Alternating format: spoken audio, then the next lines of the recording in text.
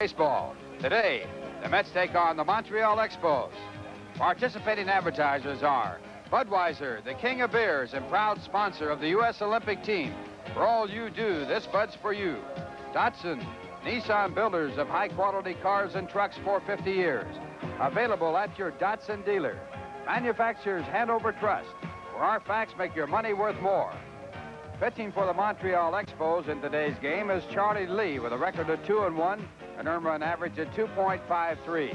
And going for the New York Mets, Walt Terrell, who has won 2 and lost none, with an earned run average of 1.80.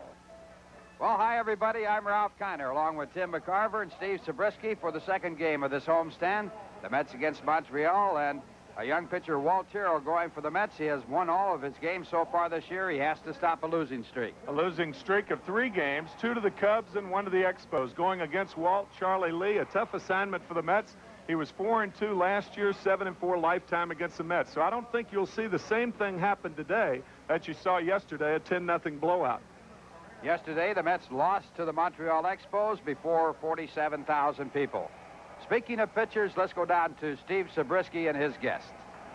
Thank you, Ralph. I'm here with Ron Darling, who was roughed up pretty bad yesterday by the Montreal Expos, and some people would say by the home plate umpire as well. How did you feel yesterday, Ron? It was an appearance that you never really got into your rhythm. Yeah, I was tight all day, Steve, and it's disappointing. You know, you're going to have your bad outings, but I was really disappointed that it happened on opening day in front of all our fans. But I'll just try to get them next time. There's been comment about the umpires testing the Mets, their young manager, their young pitchers. Do you feel that yesterday you were being squeezed with some strikes? Well, I feel that a lot of the strikes I threw were close enough to be called strikes, but and the bottom line is the umpire didn't think so. And there's really nothing I can do about it. And again, the umpire didn't throw the 2-1 pitch to Carter that was hit for a grand slam. Ronnie, what do you do after a bad outing like this? You were breezing along with 2 good starts, and you and I were talking earlier about this being a humbling experience. I'm sure in many ways it helps you. I think it does, especially when you're young. I think our young staff, we're going to have games where we're awesome, and there's going to be other games where we're going to be inconsistent and not have as good a game. But I think this makes you just work hard. It's going to make me work hard in between this next start, and hopefully I'll get them the next time. All right, best of luck to you, Ron, and thanks a lot. Thanks, Dave. Ron Darling, who will be back in there, and better things ahead for RJ. Now let's go back to the booth to Ralph and Tim.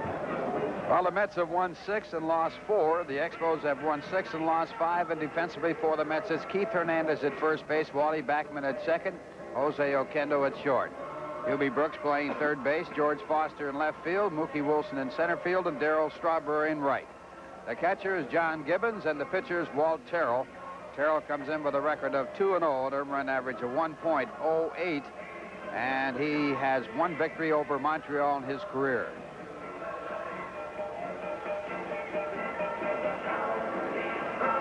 So Terrell with an overall record of 10 wins and 11 losses in his major league career. Last year he was 8-8, and he'll be working against this lineup. Well, record pace setter, a litany of records. Pete Rose leading off and playing left field, followed by Brian Little, the second baseman.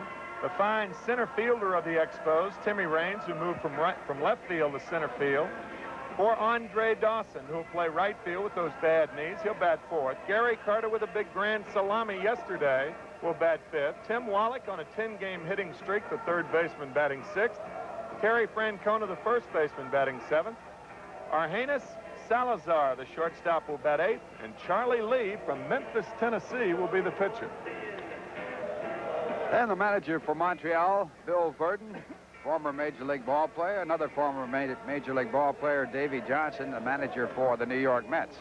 The umpires for the game today, Lanny Harris behind home plate, John Kibler at first base, Bruce Fleming at second, and Jim Quick, the umpire, at third base. And Pete Rose stepping into the batter's box. Pete has batted with more at-bats than anybody in the history of Major League Baseball. 13,082 at-bats. And Pete Rose has no home runs, 4 RBIs, and a .311 batting average for this year. It's about 6 careers, isn't it? That's a lot of wood taken up to that plate. He has played in a total of 3,261 games. The all-time leader, Carl Yastrzemski, with 3,308. And the first pitch by Terrell, ball 1. Terrell has worked 16 2/3 innings, given up 2 earned runs. And a good sinking fastball, 1 ball, 1 strike. Bulldog tenacity of Walt Terrell against the bulldog tenacity of Pete Rose. Terrell's long suit is his courage. And he misses with a fastball to count 2-1. Rose has had a total of 713 two-base hits. The all-time leader is Tris Speaker with 793. And it's grounded out to Hernandez, and Hernandez to Terrell, and Terrell makes the tag of the bag. So 1 away. And Brian Little will be the next man to bat for the Expos. Well, the sinking fastball, Pete Rose tries to pull it. Pete has made his living hitting line drives up the middle. He tries to pull this sinker, and it's an easy play for Hernandez and Terrell. So an out made at first, and Brian Little stepping in. Little, the best bunter in the National League. He's had 4 base hits for bunts this year, one of them in yesterday's ball game. Of his first 100 hits, 27 have been bunts. And yesterday, Hubie Brooks burned by Little in a bunt, now playing right on top of him. And the fastball for strike 1. Little hitting .388. He leads the league in base hits with 19. And the third baseman no more than about 65 feet away from the batter. Ground ball in the hole. He gets another base hit. So Little with his 20th hit of the year and the first hit of this game. Brian Little went on a weight program over the wintertime, and it's obviously helped him. It appears that he's swinging the bat with much more authority this year. Coming around to the plate. Even though it is early, those balls are ringing off his bat. Last year, it was almost as though they could knock the bat out of his hands. You mentioned the 24 bunt base hits. He batted only .260. That's not bad for a guy who can play shortstop and second base. And the man who's playing center field in this year's Montreal uniform, Tim Raines, stepping in. Raines hitting .356. And he takes for ball 1. Speaking of second baseman, huh? Raines started his career as a second baseman. Moved to left field, now moved to center. Andre Dawson moved from center field to right. 1 ball, no strikes. And a fly ball to center field. Mookie with the glasses down, and he makes the play. Little back to first, and 2 men away. That will bring up Andre Dawson. Dawson hitting .220 for the year. Last year, he batted .299 with 32 home runs, 113 RBIs. Montreal right fielder. Against New York last year, Dawson hit only .167. That was the reason the Expos were 8-10 against the Mets last year. Dawson hit .167, Raines .239, and Francona .200, so they held down the big hitters. Not so Tim Wallach and Gary Carter, who both hit over .300. Dawson 0 for 4 yesterday. And the slider for ball 1. Andre, runner-up in the MVP voting last year. Probably lost it the last month of the season. And that's ball 2. Dale Murphy had a fine September. Dawson had a poor September, and Murphy was the MVP. Yeah, you mentioned yesterday that Murphy, what do you have, 10 home runs, 10 and home Dawson only 4 in the month of September. They called him a hawk. Had a good swing at a fastball and foul-tipped it. Actually missed it and foul-tipped it. 2-1. Yeah, Dawson is the godfather to Timmy Raines' second child. They call him the Little Hawk, and his name is Andre. And there is the on-deck batter, Gary Carter. But they do not call the Hawk. No catcher ever has any glistening nicknames like that, a Hawk. Oh, picked him off at first base. Hernandez throwing down to Backman, and now Hernandez making the tag, and that'll do it.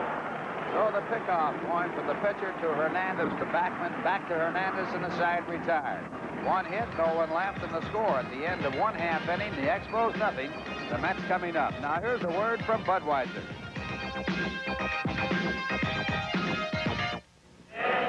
Defensively for Montreal, Terry Francona at first base, Brian Little at second, Argenis Salazar at short. The third baseman, Tim Wallach. In left field, Pete Rose, Tim Raines in center field, Andre Dawson in right, the catcher, Gary Carter, and the pitcher is Charlie Lee. Lee with a record of 2-1, an earned run average of 2.53. Last year he won 16 and lost 11. And his lifetime record against the Mets, 7 wins and 4 losses. And Lee with a fine curveball, a fine pitcher. He has had 1 no-hit, no-run game in his major league career. Charlie Lee, who has worked 21 and 1/3 innings so far this year, with a record of 2-1.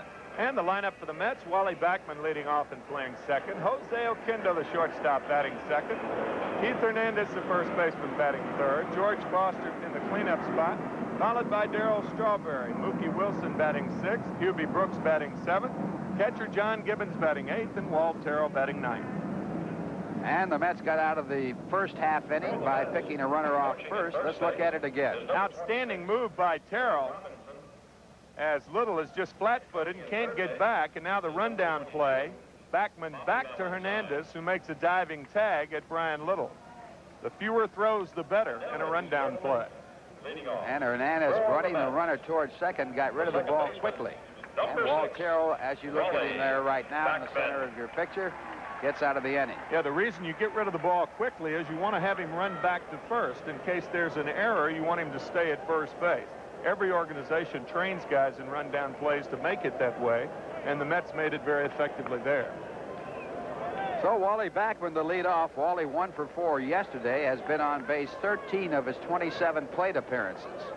So he has done the job as the leadoff batter, and he's hitting .364. 8 base hits, no home runs, and no runs batted in, and time is called.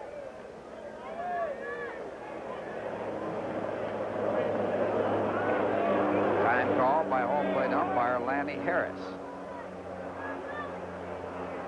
Backman batted .167 in 26 games with the Mets last season.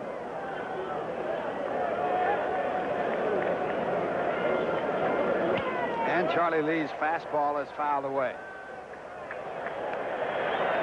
Montreal playing Backman as though he were a right-hand batter. They don't shift as much against him as some other clubs do. Lee, a good curveball pitcher. Comes in again with a fastball. Because of Charlie Lee's breaking ball, you can't take that pitch away from Charlie. And hitters are more apt to pull the breaking ball, and that's why I think that you don't see the drastic change in outfield alignment that you would have ordinarily with a guy, say, like Dwight Gooden, who's primarily a fastball pitcher.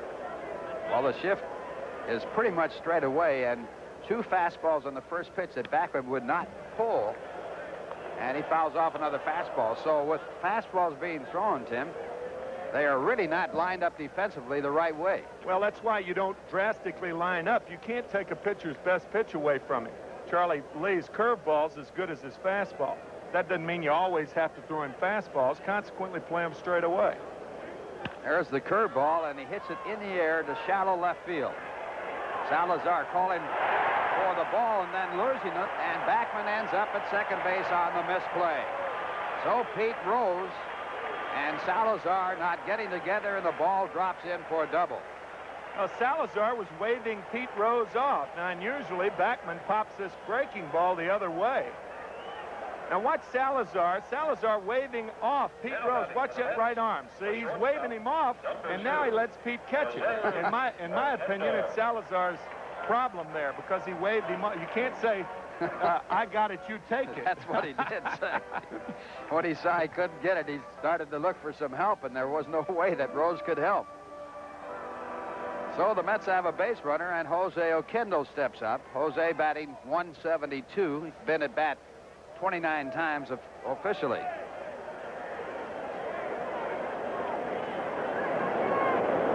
And the slider for ball 1. Incidentally, a writer in Montreal wrote that Pete Rose in the outfield covers as much ground as any other flower. Not too complimentary.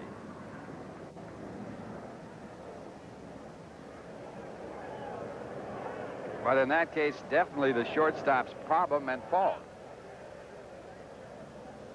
The 1-0 delivery. And a perfect bunt if it stays fair. It hits the grass and curves outside. On artificial surface, no question, that would have been a perfect bunt. And Tim Wallach's only play would have been to first base. But we're playing on natural grass and not on artificial surface. So Jose has a strike instead of a base hit or a sacrifice. Watch his ball hit the edge of the grass. Boom, rolls foul. What do they say? If a frog had wings, he wouldn't bounce. If a frog had, if a butterfly had wings or had legs instead of wings, they'd call him a butter walker. 1 ball, 1 strike. Third baseman Wallach in post to guard against the bunt.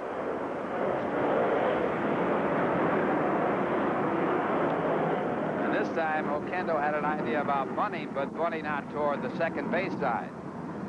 So Charlie Lee with a count of 2 balls and 1 strike. Oquendo in yesterday's game, batting against Bren Smith, was 0 for 4. Smith getting a complete game and becoming the only 3-game winner in the National League.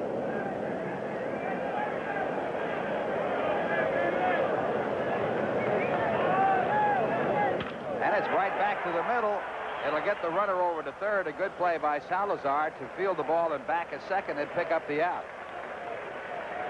Well, a good curveball and a good piece of hitting by Oquendo, an outstanding base running by Backman, and a good play by Salazar. So good plays all the way around.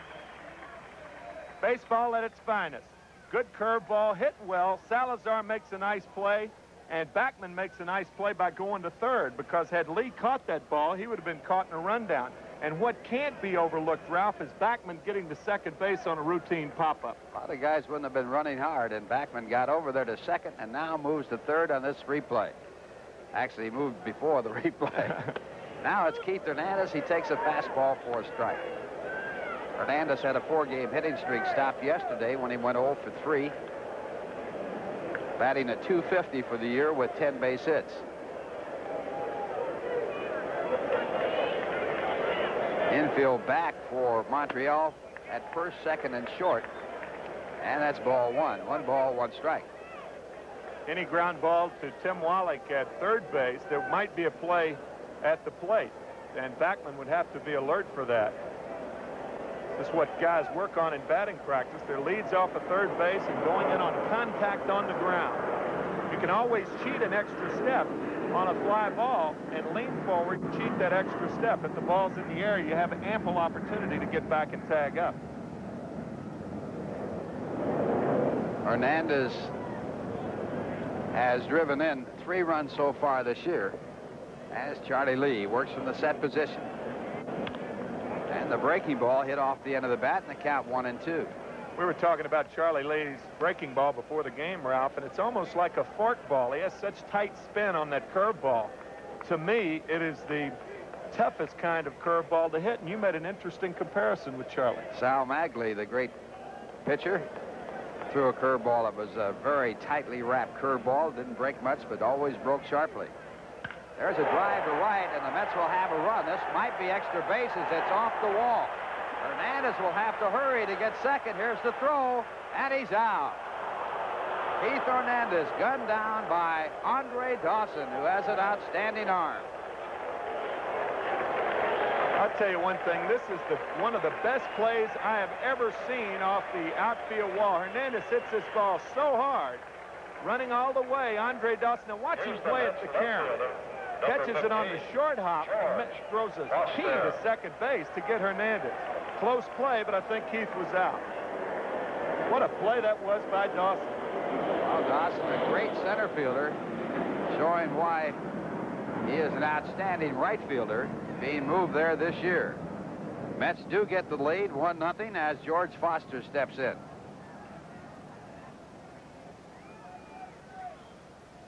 And the breaking ball for strike 1. Ralph, the reason that was such a good play, the carom wasn't true off the fence. A lot of walls that ball will bang right back to the outfielders, but that was kind of a dead hop when it came back, and Dawson played it perfect.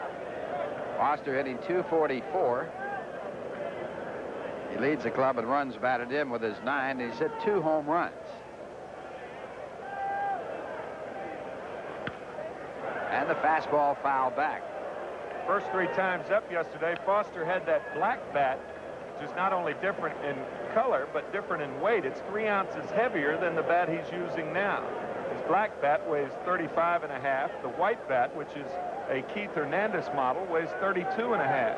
So he should be able to buggy whip that inside fastball better. And Charlie Lee with a 2-strike pitch. Fastball popped up in foul territory. Coming over Rancona, and it bounces on top of the dugout and out of play. So the count remains at strike 2 on George Foster. Foster last year led the club in home runs with 28. Also in runs batted in with 90 while hitting .241.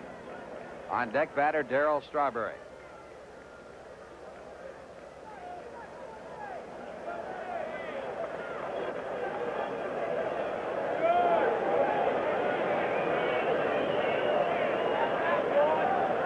Again, the 2-strike pitch, and the fastball popped up. Pete rose under it. And Pete makes the catch, and the side retired. But the Mets get 1 run on 2 hits. No one left on base. The score at the end of 1. The Mets 1 and the Montreal Expos nothing. Now here's a word from Manufacturers Hanover. Well, Hernandez singled off the wall in right field to put the Mets on top 1-0. Was he safe or out at second base on the throw by Dawson? Well, interesting from an umpire's standpoint. Now, Bruce Frimming, the second base umpire, had to go out, and the call was made by John Kibler, who was actually at a disadvantage to make this call. What do you think? Safe? Safe. I think safe from that angle. But that dirt covering up the play. That's right. There are a lot of outs called because the dirt covered up the plate, but I think the big thing in that was it was an outstanding play by Andre Dawson. And an RBI by Keith Hernandez, his 4th of the year, and now Montreal batting in the top of the 2nd. Andre Dawson will start with a new count. He was at bat when Brian Little was picked off at first. So Dawson hitting .220 so far this year with 8 runs batted in. Starts off with a whole new slate. And Walt Terrell misses with a fastball. You know, during that 6-game winning streak, the Mets were never behind, and they've never been ahead during the 3-game losing streak. So if you go by omens, right. The Mets will put this one on the W side. 1-1 the count.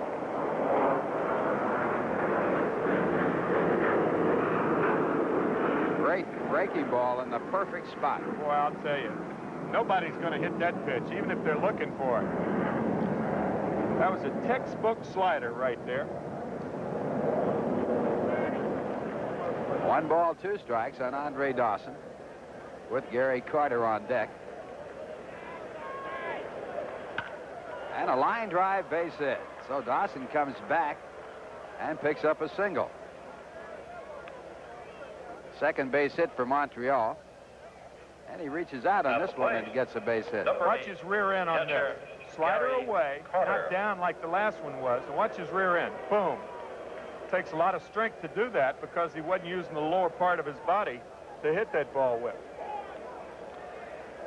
So Dawson at first, no one out, and Gary Carter the batter. Carter with a grand slam home run yesterday is 7th in his major league career.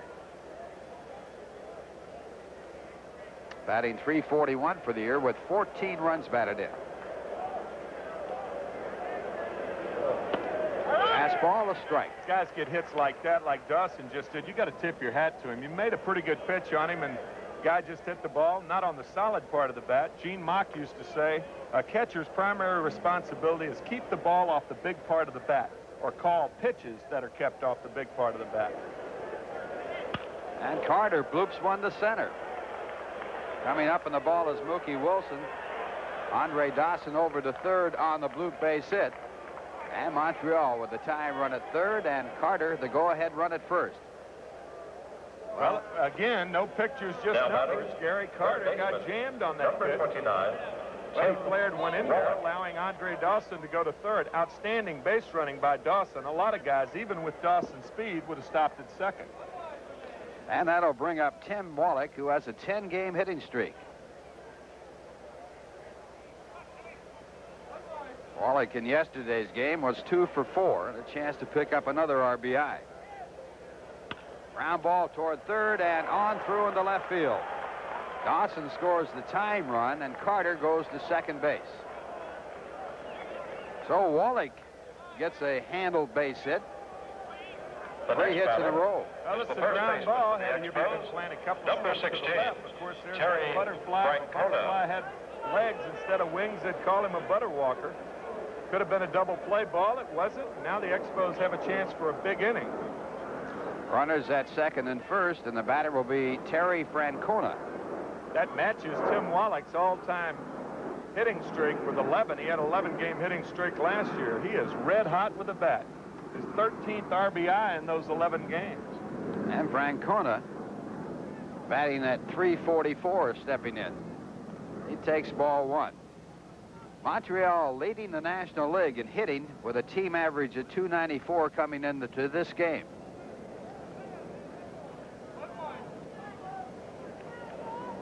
Back in 1930, the entire National League averaged over 300.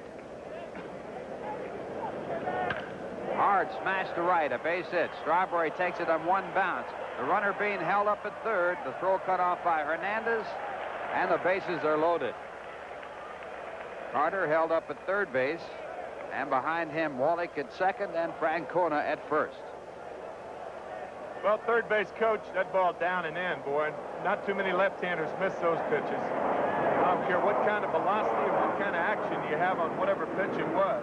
Left-handers don't miss that ball down and in. Third base coach Russ Nixon holding up Carter. I think I may have taken a chance then and sent him, even though Strawberry has a strong arm, because you've got your 8th place hitter and the pitcher coming up. And I would imagine the Mets on balls hit to the corners will come home with the ball. Balls hit to the middle, they'll be in double play depth. Argenis Salazar, the batter. Salazar hitting 154. And batting with the bases loaded. The Mets have their infield back at first, second, and short. And the first pitch is popped up. Hernandez is there. And he makes the catch. So a chance to get out of it. One man out and the pitcher coming up. Bases remain filled. And now the Expos pitcher. And the batter will be Charlie Lee. Lee has been up 8 times this year without a base hit. What does the catcher look for right here? He looks for an unusual movement from Charlie Lee, the batter, in case he is giving the return sign for the squeeze. He went to his cap, then went to his belt. We'll see what the Expos elect to do. Good squeeze situation with one out and the bases loaded and the pitcher hitting. And the first pitch is strike. Third baseman Hubie Brooks is playing even with the bag. Hernandez at first base has moved up a bit, but now is moving back.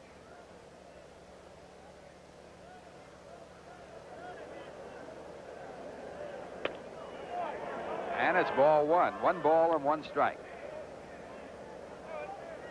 Mets are well aware that a bunt could be in order here. It would have to be a good one with the bases loaded. All you need at home plate is the tag of the home plate area, the base there. Off the hands, it will be a tough double play. There's 1 and 2, and the Mets get out of it. So in the inning, 1 run scoring on 4 consecutive base hits, but 3 men left on, and the score at the end of 1.5 innings, the Expos won and the Mets won. Now here's a word from Budweiser. With 1 out and the bases loaded, the Mets pull off a fine double play off a ball hit very slowly. I think one thing that aided the Mets' cause was Lee didn't get out of the box. I thought you called it well because I didn't think it was going to be a double play. But what made that, Oquendo got the ball to Backman shoulder high, and he got it there quickly. Some of the little things that people think are routine are not routine. Those guys work on that play about 100 times a day and try to perfect it, and it was perfection then. And the youngest regular player in the National League, Jose Oquendo, right in the middle of your picture, and right in the middle of your picture on the play-by-play, Tim McCarver. All right, Ralph Kiner, thank you very much. He's sitting next to the youngest catcher in the National League. It's an interesting story that Marty Nobles of Newsday tells about Jose Oquendo and how he got that strong throwing arm. His grandmother used to send him out to kill chickens when he was young to put on the table. And instead of catching them and wringing their neck, he'd throw rocks at them and try to hit them. Obviously, that improves his accuracy, right? Reminds me of the story of a scout seeing a fellow knocking squirrels out of a tree, throwing right-handed. And he says, I'm going to sign you up. You got a great arm as a right-handed pitcher. He says, I'm not right-handed, I'm left-handed. He says, why don't you throw the rocks left-handed then? He says, I'd mangle them then. Darryl Strawberry, batting .263, 1-1 ball game in the second. Good curveball from Charlie Lee, 0-1. All of Strawberry's home runs this year, all 3 have come in the second inning. All solo shots. He has 3 home runs, second in the National League, and 3 RBIs. Ball hit foul down the left field line. It'll be out of play. 0-2 to Strawberry. Rose giving chase. The Expos in a laugher yesterday, opening day. 47,000 strong saw that game. The Mets went down to defeat 10-0. Here's Darryl Strawberry. Darryl featured on the cover of Sports Illustrated this week. The April 23rd edition. Good fastball from Charlie Lee. Came back over the plate. Good morning, good afternoon, and good night to Mr. Strawberry. 1 out. I wonder if being on the cover of Sports Illustrated really is a jinx. Center fielder. Well, not when they make pitches like this. Obviously, Charlie Lee hasn't read that version of Sports Illustrated. Here's Mookie Wilson. Mookie batting .333, .318 from the left side. He's hitting 7 of 8.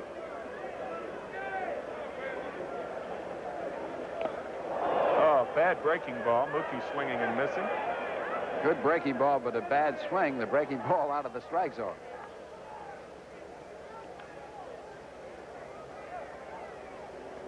I think that's kind of silly. Everybody's saying it's a kiss of death to be on the cover of either the Sporting News or Sports Illustrated. You take your chances. You better believe it. I think my chances are slim and none, though. Very good. And Slim is going out the door. Ground ball, right side, left side. What a play by Salazar. And that's why he's in there for his glove. He's only 5 for 39 with that bat. Oh, what a play. He made it look easy. Against a very fast runner. Hubie Brooks. He picked it and threw it in one motion. Mookie an easy out, and they're 2 away here in the second inning. Hubie Brooks batting .250. He hit .251 last year.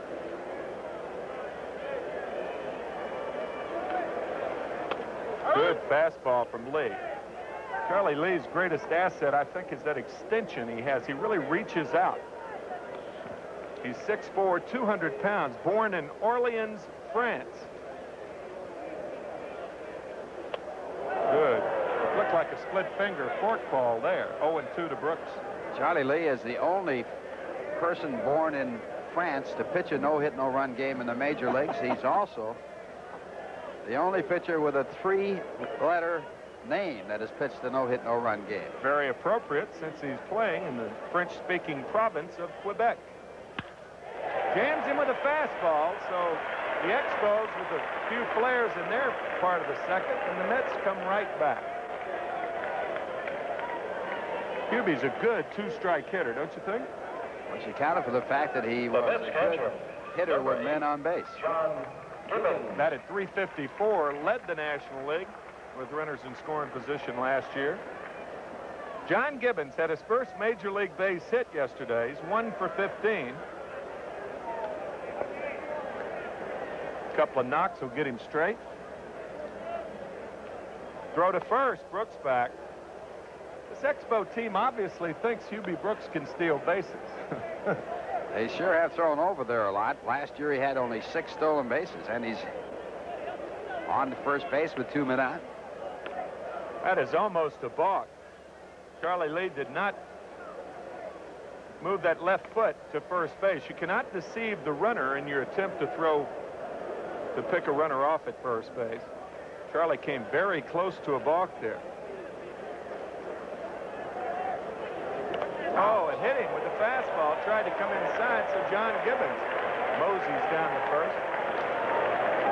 Well, he didn't even rub.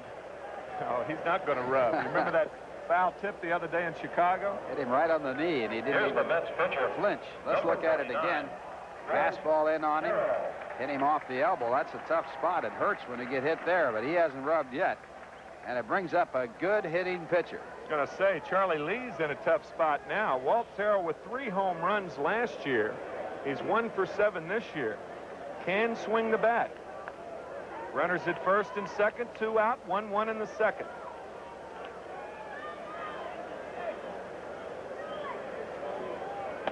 Breaking ball is high. Walt Terrell matching Tom Seaver's home runs in a season by a pitcher. Tom had 3 back in 1972. See where Tom went down to his second defeat at the hands of the Brewers yesterday. Now 0-2 with the White Sox. Fastball is high, 2-0. And Lee has been unusually wild this year, huh, Ralph? He has been. So far this year, coming into this game, he walked 15 batters in 21 innings. As you look at Bill Verdon, the manager of the Montreal Expos. Appropriately tabbed as stoic by one Steve Zabriskie in yesterday's game.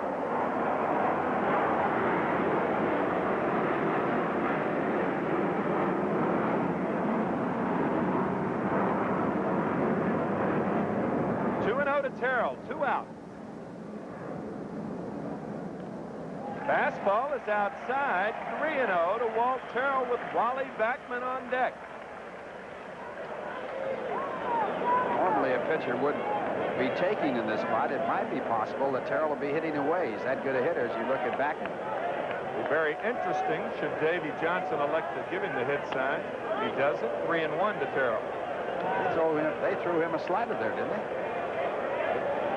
I think that was a heater. You do? Yeah.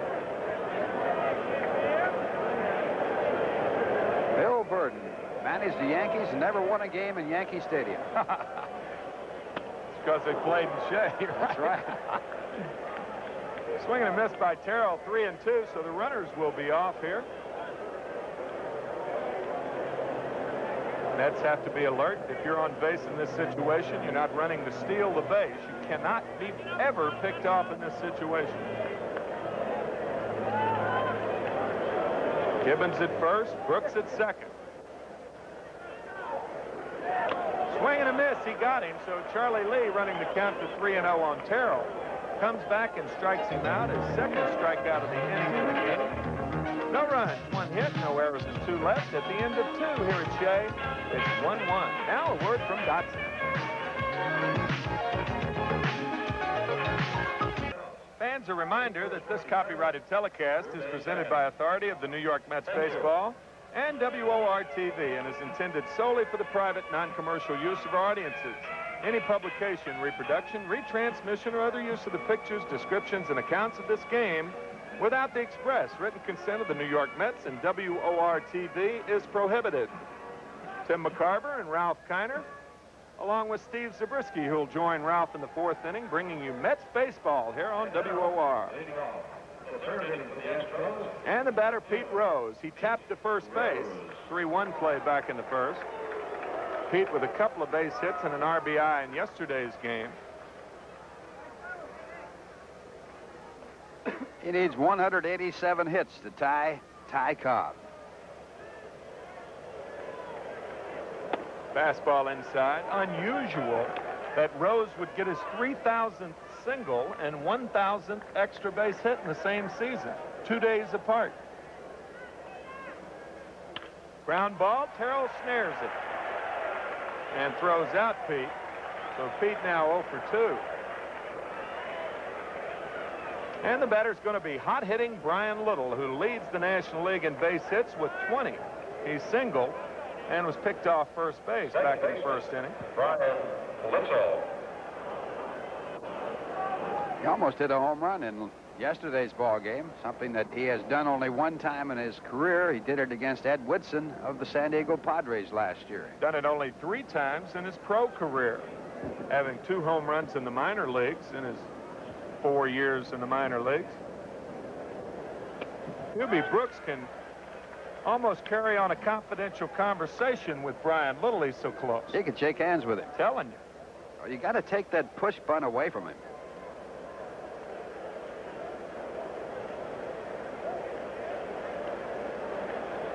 And a bunt to the first base side. Hernandez tags him out. Good play, Keith Hernandez. Little took the bunt with him, but wanted to get it to the second baseman. But Hernandez very alert on the play. And Hernandez playing even with the bag comes in to field the ball, and now he has to make the tag. And Little has to stay inside that pathway there that you see. If he goes out of that, he is automatically out. Hernandez has to make a fine diving tag, and Little, I believe, stayed in that runway. He was also not even close to first base. He just dove. Well, I guess he figured he could crawl the rest of the way if he wasn't tagged out. Here's Timmy Raines. Fastball is inside to Tim. The Rock is 0 for 1, batting .355. On base 282 times in 83. Good off-speed pitch. 1-1 to Tim Raines. He was the 4th player in baseball history to have 70 RBIs and 70 stolen bases. What a talent. Fastball inside to Raines. Got to keep him off the bases. Tremendous speed. Probably the most prolific base stealer in the major leagues right now. That is an arguable statement. Tap the left side. Can Foster get it? Fair ball just inside the line, and George Foster couldn't make the play. George gave a valiant effort, but Timmy Raines has a double off the end of the bat. Well, there's no defense against the ball hit like this. It's fair by inches. Foster can't catch up with it. It is curving away from him all the time. And he goes into the stands, and that's a ground rule double. So Raines on with a double, his 5th of the year, and the batter coming up is Andre Dawson. Dawson has scored the only run of the game for the Expos. He's singled in the 2nd. And Walt Terrell pitching out of a big jam. The base is loaded. You got Salazar on a pop and Charlie Lee on a double play. 1-1 ball game in the 3rd. Line drive, base hit to right center. It's going to be 2-1 Expos. Dawson again did not hit it well, but it found an open spot, and the Expos lead 2-1. Dawson gets his 9th run batted in. As we look at it again, and he hits a pitch out over the plate. And there's no chance for anyone to pick it up before it drops in. There's Timmy Raines. He led the National League in runs scored last year with 133, right ahead of Dale Murphy. So here's Gary Carter, who singled in the 2nd inning. Gary with the grand slam home run in yesterday's game. 7th hit for the Expos, and Dawson a base running threat at first. Ground ball, foul ball, 0-1 to Carter.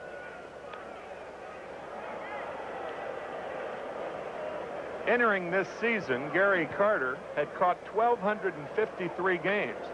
He's only about 700 behind Al Lopez with 1,931, or I think that's about right. Carter has a chance to catch him. He's only 31. He pops this one up. Oquendo calls off Hubie Brooks. So the shortstop, Jose Oquendo, makes the catch, but the Expos take the lead. 1 run on 2 hits, no errors and 1 left at the end of 2.5. It's Montreal 2 and the New York Mets 1.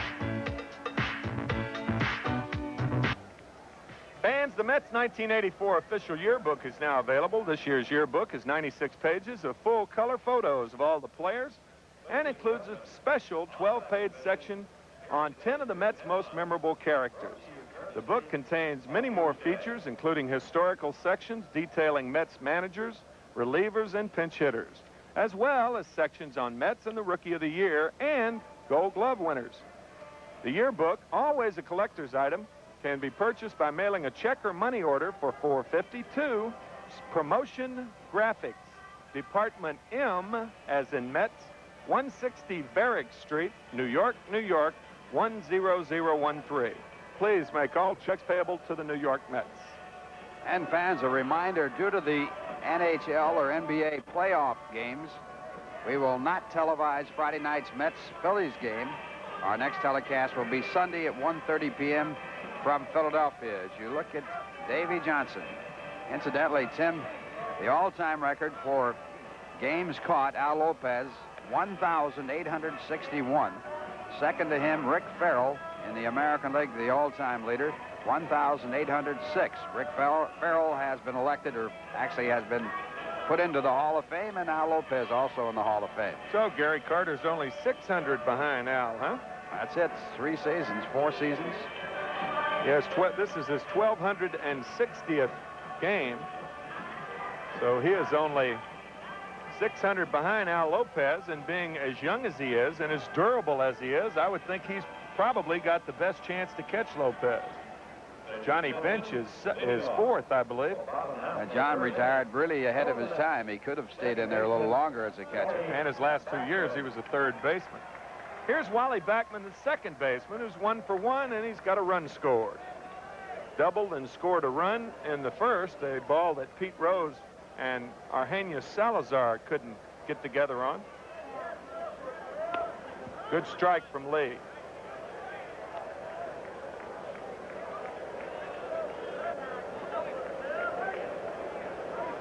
Curveball here. That one went over, a high curveball. Incidentally, Al Lopez caught another 57 games in the American League. His all-time total, 1,918. I thought it was 1900. I thought it was something 1918. 1918. The year we entered World War I. We were in it. Probably when Al started catching, too. 2-1 to Wally Backman. He must have been an outstanding receiver, Ralph. I played with him and saw him catch. He had a great pair of hands. Didn't have a strong arm, but one of the fastest releases I ever saw. Fastball is low, 3-1 to Backman. I used to hate that term. They told me to work on my quick release. I did, and I got one. From the ball club. Yeah, right.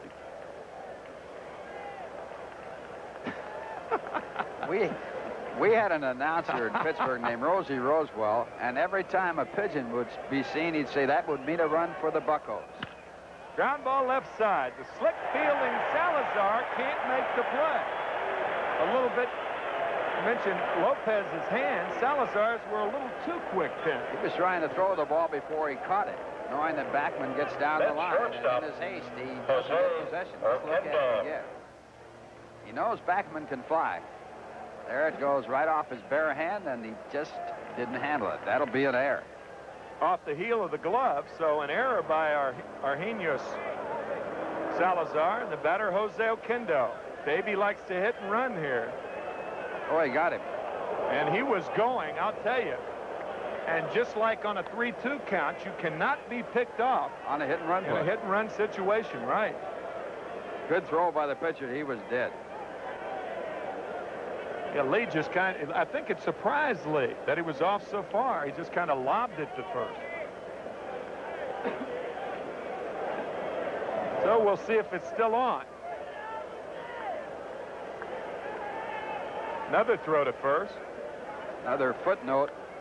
The catcher, Gary Carter, likes to pitch out a lot, even though he has a strong arm. So they're looking for a hit and run play in this spot. Gary led the National League in assists with 107 last year. He's not running. Curveball is inside. Now he'll go. Might see a pitch out here. Andre Dawson very shallow in right field. Timmy Raines very shallow in center. Look at the outfield. Look how shallow Andre Dawson is. Playing a deep second. Another throw to first. Expo pitchers do a nice job of holding runners close, don't they? They do that.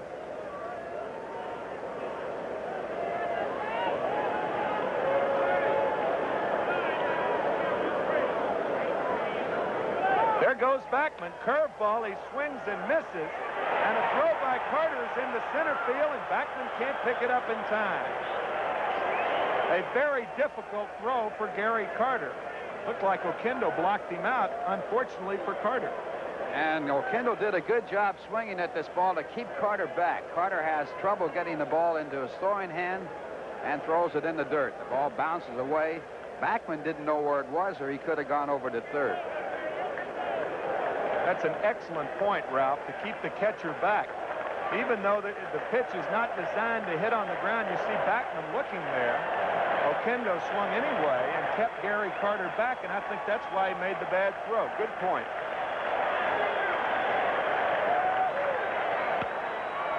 Pop right side in foul territory, out of play. 1-2 to Oquendo. Kendall trying to hit the ball to the right side so he can advance the runner, and didn't quite get the bat around and fouled it off.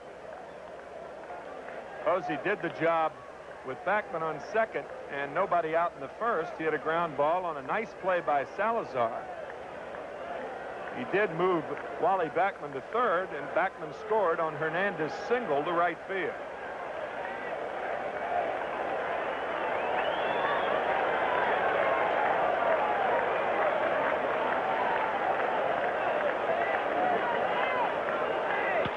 Ground ball left side. Wallach, and I'll tell you, a very tough play. Had Backman led off and then gone after the throw, nobody was covering third base, huh? Yeah, nobody was there. Everybody look at the play again. Backman Backman decides not to go. Wallach is in position of looking back towards second. And Backman stays at second as Hernandez comes up. The unfortunate thing for Backman, he couldn't lead off too far. Otherwise, Wallach would have gone to second base to get Backman going behind him. Here's Hernandez, an RBI single in the first inning.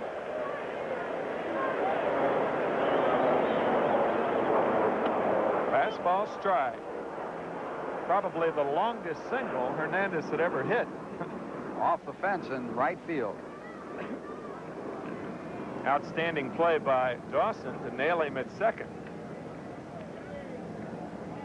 2-1 Expos. One out, third inning. Backman on second.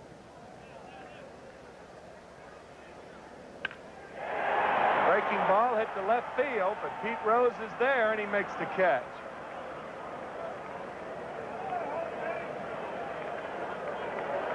So there are two out here in the third inning, and the batter, George Foster, who has now opted for his black bat. Need a color coordinator for him. Well, he can afford his own designer.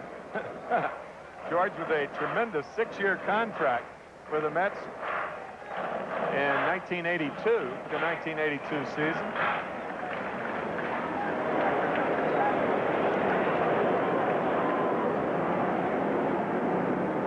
Foster skied to left his first time up, just missing a fastball inside. See how Carter works him this time.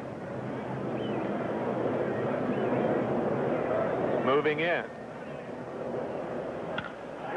Base hit left field. Backman's going to score. Foster's going to go to second, and it's a tie ball game. Well, you got to believe Foster was looking for that pitch. He hits a pitch that's really a good pitcher's pitch inside, and Foster breaks open, gets around on it, takes it right down the line. That's the Foster that played for the Cincinnati Reds. 2-out RBI, tying the ball game. 10th RBI for George Foster. He leads the Mets in that category. And now he's coming to the dugout of the Mets. Looked like his lower back as he's telling Steve Garland about it. Steve's going to pop the upper part of George back. That in itself is kind of tough to do with it. Oh, he's got muscles. Muscles all over him.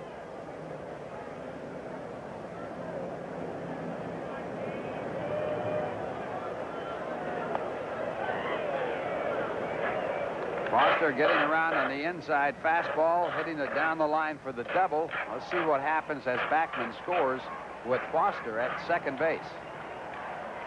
Goes in with a stand-up double.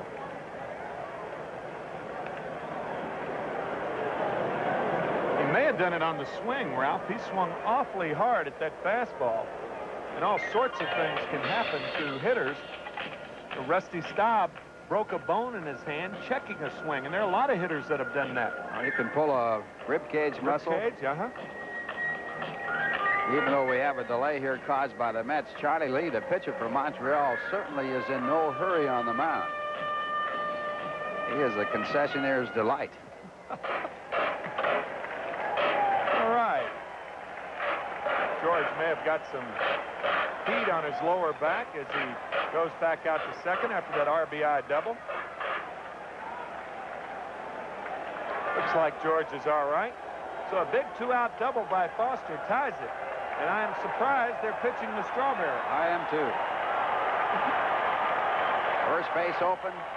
Strawberry, a dangerous hitter. Strawberry must be patient for a strike.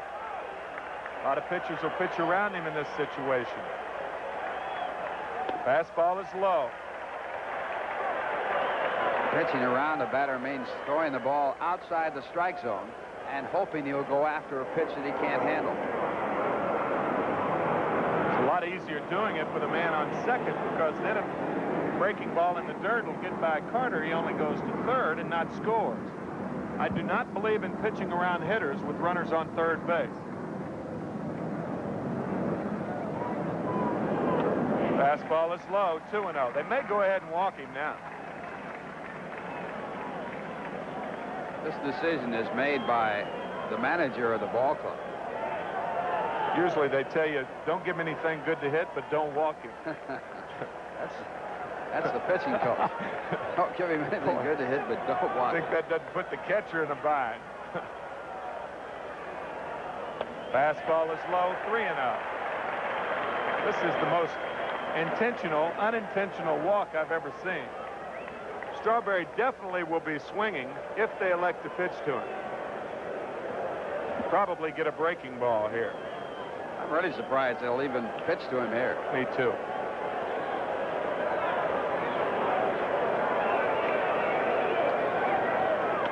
Got a fastball right down Broadway. What was Darrell looking for? Crossed up everybody. Incidentally, the word on Foster, he has muscle spasms in his back, and they'll work on him between innings.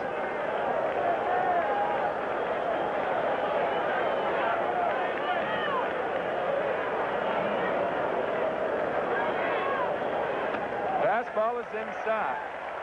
So Darrell had one pitch out of 5 to Hack. He took it and draws the base on ball. And the batter, Mookie Wilson. Mookie grounded to short his first Center time. fielder. An excellent hitter with men on base. Mookie so far this year has driven in 4 runs.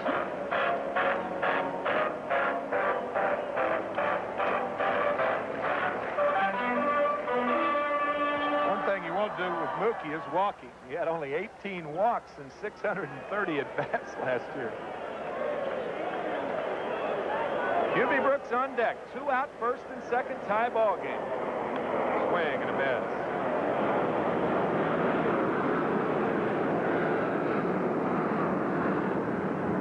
Wind blowing in from right field. It'll be tough to jack one to right. Dawson playing an awfully shallow outfield in right, as is Raines in center.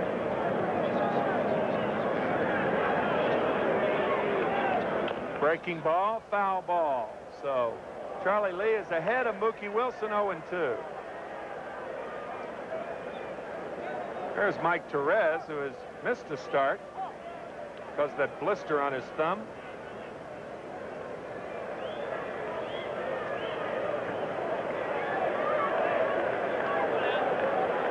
Here you see the outfield, as Ralph was referring. Raines shallow in center, Dawson shallow in right. Fastball is high, 1-2 to Mookie Wilson. Talk about Charlie Lee's no-hitter against the Giants in '81. What about his first 2 starts last year? Pitched 5 2/3 perfect ball in his first start, 7 2/3 no-hit ball in his second start. Terry Poole got a broken bat base hit to break up that no-hitter in the 8th inning. Ended up with a 1-hitter against the Astros at the Dome. Tap, Charlie Lee should make the play. And he throws out Mookie Wilson. But the Mets come back to tie it. 1 run on 2 hits. There were no errors and 2 left. At the end of 3 here at Shea, it's 2-2. Now here's a word from Budweiser.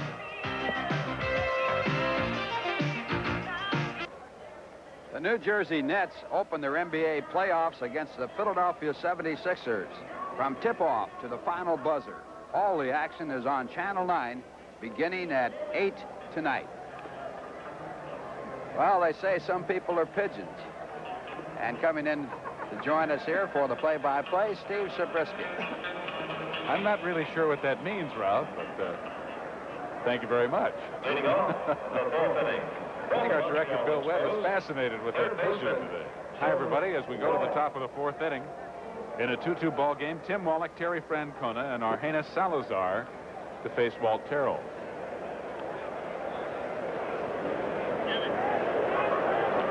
Waiting for Foster to come out to his position in left field after taking some treatment in the dugout for those muscle spasms on his back. And I think you're right. He probably did it swinging at that fastball. He did swing hard. Usually you hurt yourself when you swing and miss. Both mentally and physically. That's right. All right, Walter checks the defense. Everybody's ready. Wallach had an RBI single back in the second inning, 1 for 1. And now has an 11-game hitting streak. 1. Through the first 3 innings, Terrell has allowed 2 runs on 7 hits. He has neither struck out nor walked a batter. A high fastball makes it 1-1. Wallach was 2 for 4 in yesterday's game, so he's 3 for 5 in the series so far.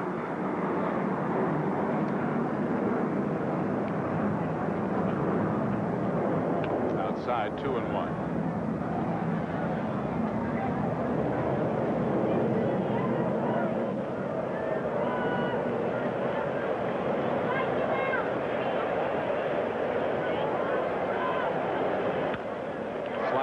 Back, 2-2. Would you say Wallach has a chance to hit in all 162 games? At this moment he does, because he's hitting the first 11. Bill Dolan, back in 1894, hit in his first 42 consecutive games. Oh, that must be the record for starting the season. Absolutely. This will be foul out of play down the right field line, and the count remains 2-2.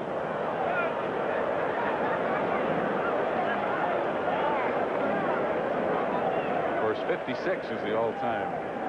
Joe DiMaggio in 1941 batted .357 through that 56-game hitting streak. Pete Rose has a record in the National League, 44. Up and in, and the count full now on Tim Wallach. 1978, Rose hit in 44 consecutive games and batted .302 in the streak.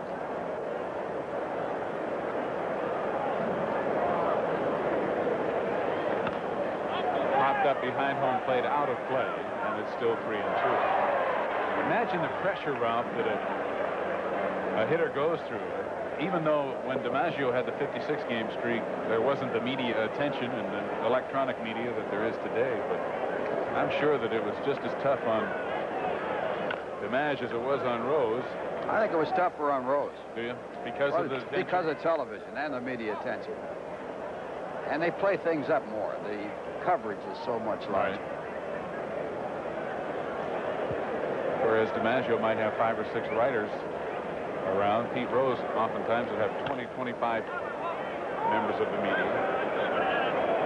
You know, Joe DiMaggio hit in, I believe, 61 consecutive games when he played for San Francisco in the Pacific Coast League. That's right.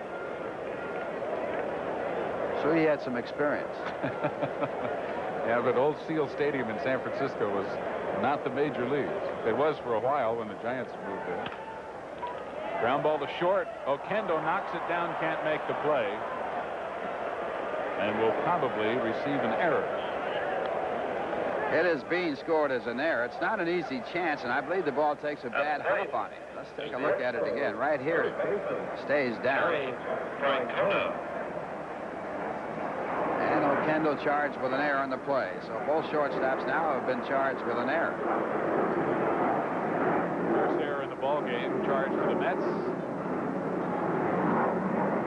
And here's Terry Francona. Francona singled to right, and then was forced as the front end of an inning-ending double play back in the second.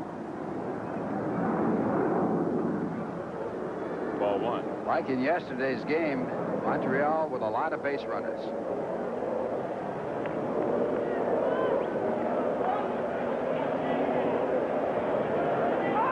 Runner going and a line drive. Backman caught it. It'll be an easy double play for the Mets as he throws to Hernandez. Well, the hit and run backfired here. Second double play turned in by the Mets. The other came with the bases loaded. Salazar. Here it is again. Well hit ball by Francona, but taken in the air by Wally Backman. With the runner going, he gets an easy double play. So the error by Oquendo erased. 2 out, nobody on. And here's Argenis Salazar, who popped out to Hernandez his first time up. Bloops one down the right field line. Strawberry coming hard, can't get it. And a bloop base hit for Salazar. And Terrell has given up now 8 hits. The majority of them have been of the bloop or handle variety. In yesterday's game, the Expos had 13 hits, and they had a lot of those. So they are leading the league in hitting and getting a lot of help from the lucky side. But they all count. That's right. They look like ropes in the box score tomorrow. Charlie Lee grounded into a double play his first time up. Batting here with 2 out and Salazar at first. 2-2 ball game. Goes after the high fastball and pops it up on the right side. Backman has a play on it and makes it in foul territory, and the inning is over. A nice play by Wally Backman to end the 4th inning here at Shea. And at the end of 3 1/2, 2-2 between the Mets and Montreal. Now here's a word from Manufacturers Hanover.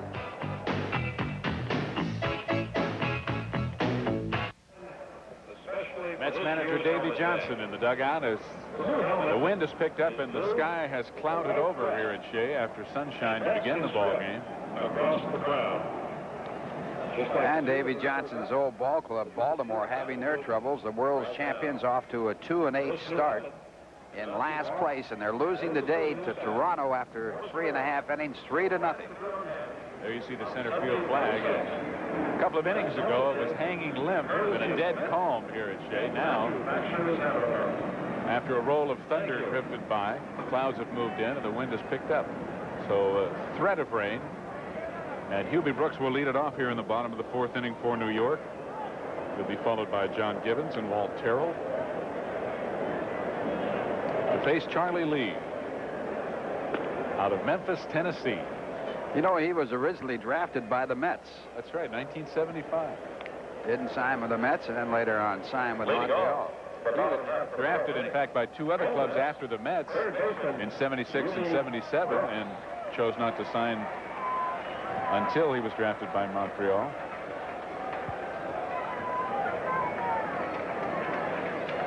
And he's been an outstanding pitcher for them. Hubie singled to center his first time up.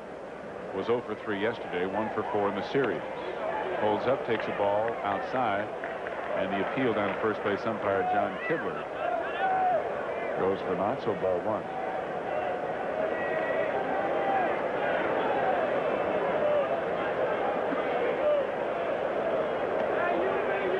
High fastball hit deep to left field. Rose going back. This ball could be. It is out of here into the bullpen. Home run, Hubie Brooks. Number 2 on the year for Hubert. And the Mets now lead 3-2.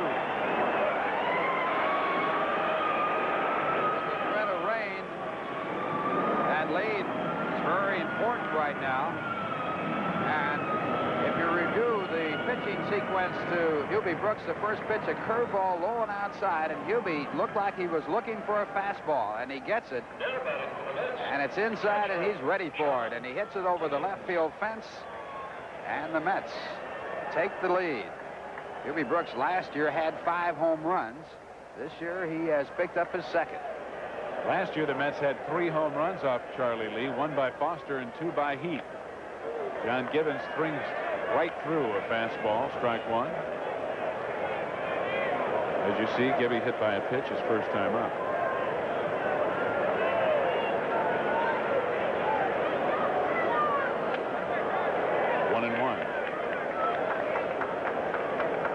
Brooks now with 2 homers and 5 RBIs.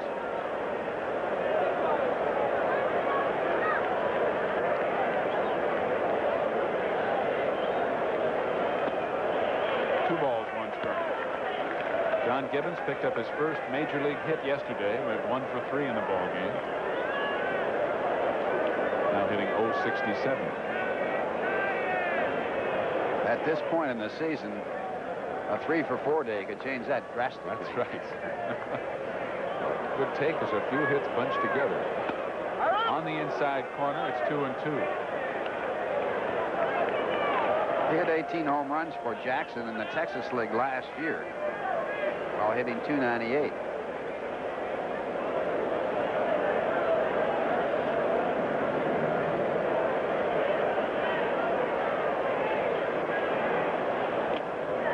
And Charlie Lee records his 3rd strikeout. They've all come swinging, and there's one out here in the 4th. Next pitcher. And here's Walt Carroll. Walter, a strikeout victim his first time up. Had a good shot at helping his own cause when he had a 3-0 count, but then struck out in a 3-2 fastball with runners at first and second. Ball 1.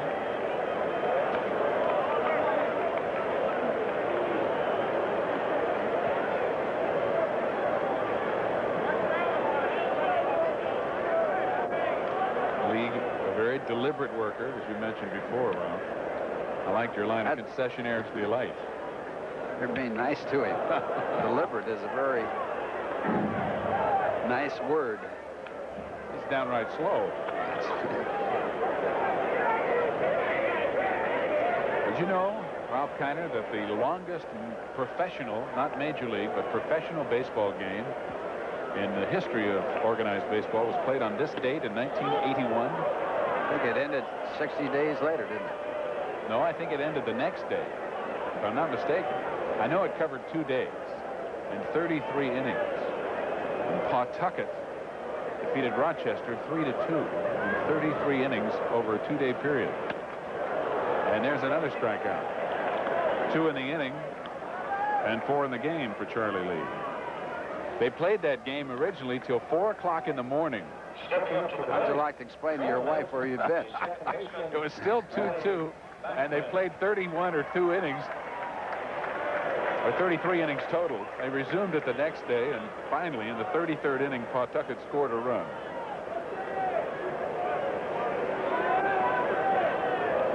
It's like playing about 4 ball games back to back. Ball 1 to Backman. Wally has been on base twice, scored 2 runs. He doubled the left in the first on a bloop pop-up, reached on an error, stole second, and scored in the 3rd.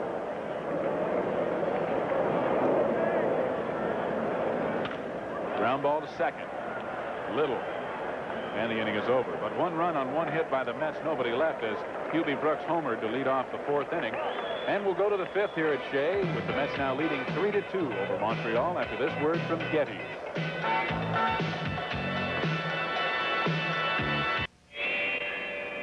Well, it's the right news at the right time. It's News 9 Prime Time with Tom Dunn, Sarah Lee Kessler, Lloyd Lindsay Young in the weather, and Jimmy Myers with sports. Weeknights at 8, but tonight at 7:30 because of the NBA playoffs. That's right here on Channel 9. You know, talking about that longest minor league game, it started on April 18th, and it was completed 66 days later on June 21st. A player named Tom Eaton had 15 plate appearances. Gee whiz. And a guy named Russ, I believe it's LaRibe, went 0 for 11 in that game. Well, your average could take a beating then, couldn't it? There's Peter Edward Rose to lead off the 5th inning for Montreal. Rose 0 for 2 is grounded to first and grounded to the pitcher. Total game time was 8 hours and 25 minutes. Marathon. Ball strike. Actually, it's 4 marathons. Marathon usually lasts about 2 hours and 15 minutes for the winner. You know, the Mets played the longest game ever played in time in the major league, 7 hours, 23 minutes. It was against the San Francisco Giants in the second game of a doubleheader. The Mets also have played the longest game to conclusion, 25 innings. That was against the St. Louis Cardinals. And they have played the longest night game, 24 innings, against Houston. Longest major league game, a tie between Boston and Brooklyn, 26 innings. That's what happens when you have good pitching and Not enough offense. 1-1 to Rose. 2 for 4 yesterday. 2 for 6 in the series. 2-1.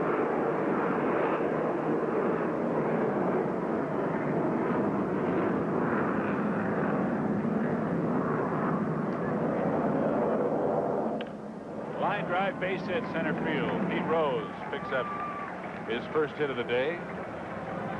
He is now 186 hits away from Ty Cobb. And Pete Rose off to a good start this year. Gets his 15th hit of the season. And he attributes his good start this year to a terrific physical program in the wintertime. He really pumped weights this winter, more so than in years past. 4,005 hits for Pete Rose. 9th hit in the ball game for Montreal, and here's Brian Little. 3,003 singles.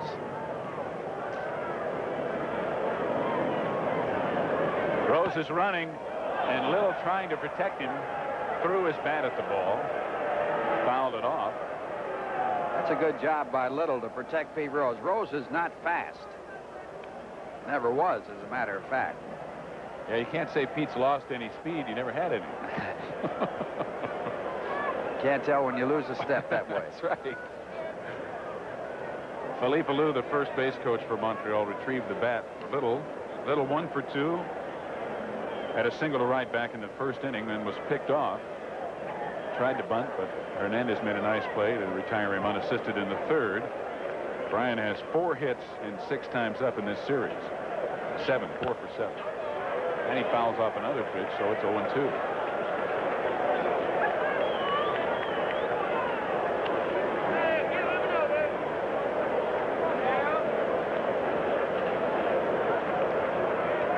Boy, he's been on base a lot, hasn't he? Oh.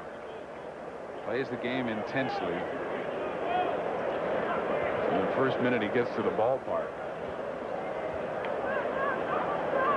Come out to the ballpark before the gates open, you'll sometimes and oftentimes see Pete Rose sitting in the dugout fully dressed by himself. Check swing, loop to center. It'll fall in for a base hit. An 0-2 pitch. That Little, you see Pete Rose congratulating him. Stopped his swing on and just looped it right into the next field. Little leads the league in hits with 21 now, and this is one reason why. He didn't want to hit that ball, and he drops in for a base hit. Montreal, a hot ball club. They've been getting all kinds of hits. They now have 10 this afternoon. So runners at first and second with nobody out, and Tim Raines now the batter. Raines had a double and scored a run in the third. He flied to center back in the first. And he wants to drag one. It's a good bunt. Terrell will have to go to first base, and the ball hits Raines. Here comes Rose to score as the ball rolls out into right field. Little goes to third. It's 3-3. It looks like Raines interference. He's being called out. The runners will have to go back. Raines running outside of the base path that we were talking about earlier. You've got to run in the lane you can see right there, and he was running inside toward the infield grass. Now we're having an argument with Davey Johnson. We'll have to wait and see exactly what they've called. Kibler made the call, and now the home plate umpire, I believe, is going against him. And Kibler is saying, I'm going to call the play. He is the senior umpire of this group. Home plate umpire Lanny Harris is a newcomer to baseball. In fact, he was one of the scabs in baseball when the umpires went on strike. And now it's going to be Burden's turn to take it up with John Kibler. Well, you saw John Kibler signal out. Raines is still standing on first base.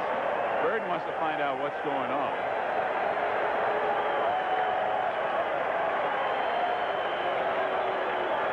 And Rose is coming out of the dugout to go back to second base. Runners have to go back. The batter is out. And now it's Lanny Harris arguing with Bill Burden. And it appeared that Lanny Harris disagreed with John Kibler. Kibler said, no, he's out. No, I think initially, Ralph, Kibler didn't make the call. And I think Lanny Harris said that he could see it better. No, he made the call. He made the call originally. He was the fellow that pointed right down and he gave the outside while you were watching Rose cross home plate.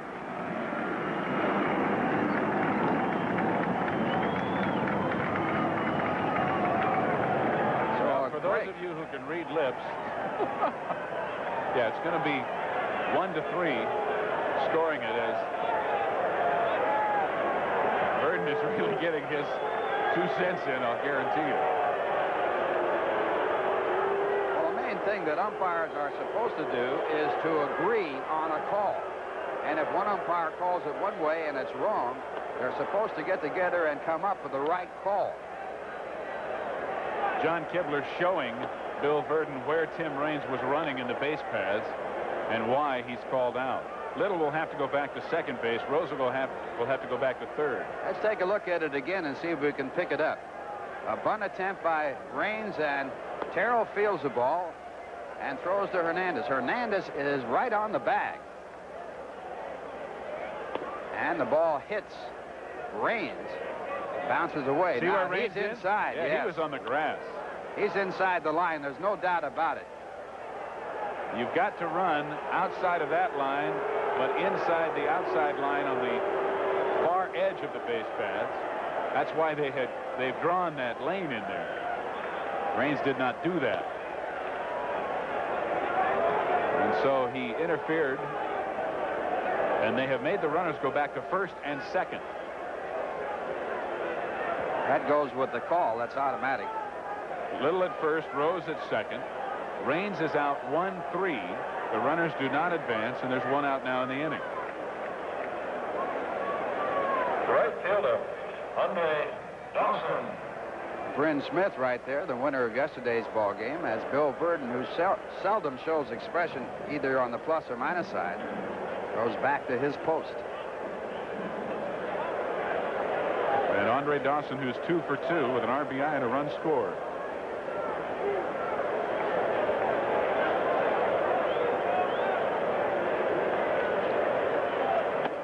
Ball 1.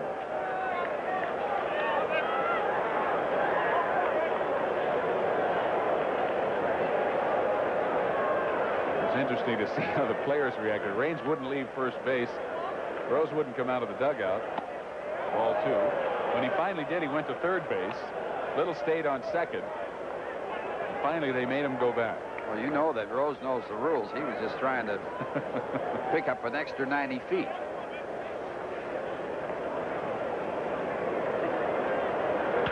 A high fastball lined into center field.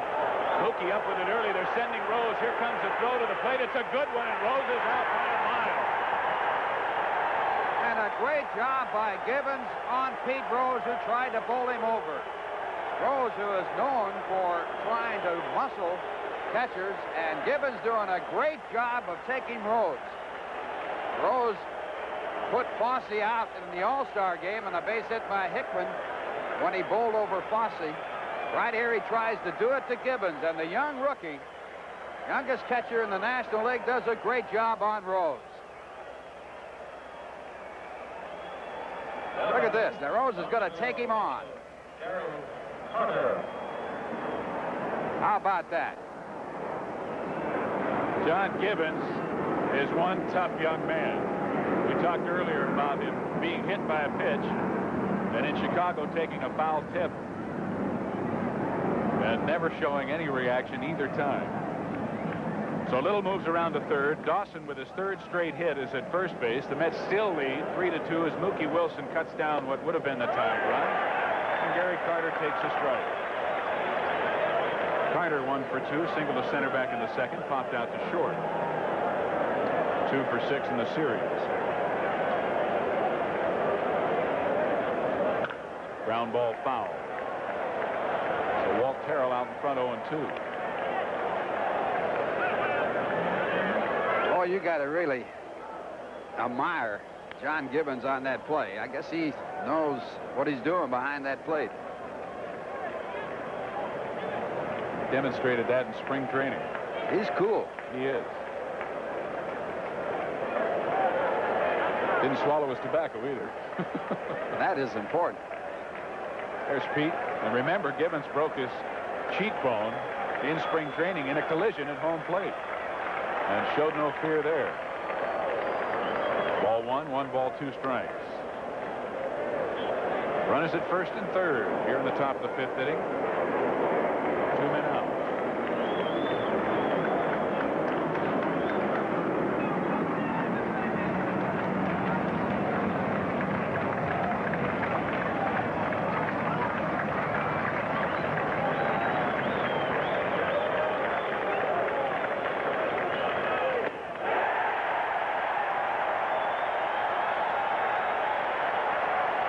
strikeout for Walt Terrell. And it couldn't have come at a better time for the New York Mets, as the 5th inning for Montreal is over, and the Mets still lead at 3-2 as we go to the bottom of the 5th. We'll be back after this word from Dotson. Dan Tanna investigates a counterfeit chip scandal. Yes, counterfeit potato chips, I'm sure. So don't miss any of the excitement as Robert Urich stars in Vegas tonight at 6 o'clock right here on Channel 9. Counterfeit chips in Vegas, I guess, would be poker chips. Well, let's look at the play at the plate. Dawson now singles to center field. Mookie charges the ball well. Rose, starting from second, is not fast. Good bounce here for Mookie and a perfect throw. Coming into home plate, Rose is going to try and bowl over John Gibbons, the catcher. Gibbons gets the ball in time and gets it into his bare hand, which helps him tremendously, and then spins Rose off to the ground. That kept the time run from scoring, and you look at John Gibbons. A gutsy play by Gibby, and also, in addition to that, a fine throw by Mookie, who's been bothered by a shoulder problem in his throwing arm.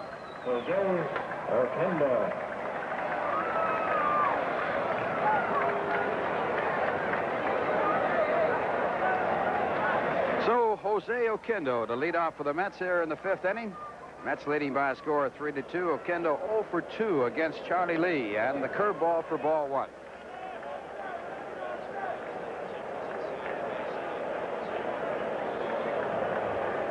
Oquendo started this game hitting 172.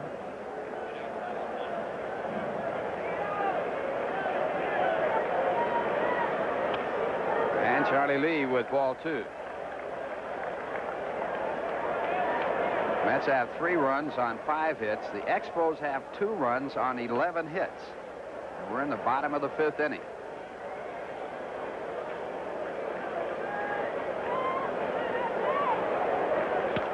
And the fastball fouled off. 2 balls and a strike. You know, even though Jose is 0 for 2 in the ballgame, he did make a good play in the 3rd inning with Wally Backman at first base after Backman had reached on an error. Oquendo swung at a pitch that was way out of the strike zone to protect Backman, stealing second base, and it probably made the difference in Backman being able to get in there against Gary Carter. Backman later came around to score. Play that does not show up in the scorebook. And the slider is fouled off. So they count 2 balls and 2 strikes. Oquendo made a bid for a base hit in the 1st inning when he hit a ball through the legs of Charlie Lee. But Salazar, the shortstop, cut it off in back of the bag and threw him out.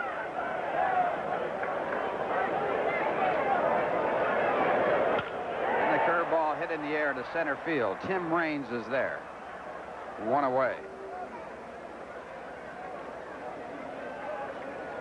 Charlie Lee has given up 1 big home run, and that was to Eubie Brooks that put the Mets on top 3-2. That was back in the 4th. And he'll now pitch to Keith Hernandez, who singled in the first run of the ball game in the 1st inning. Keith 1 for 2.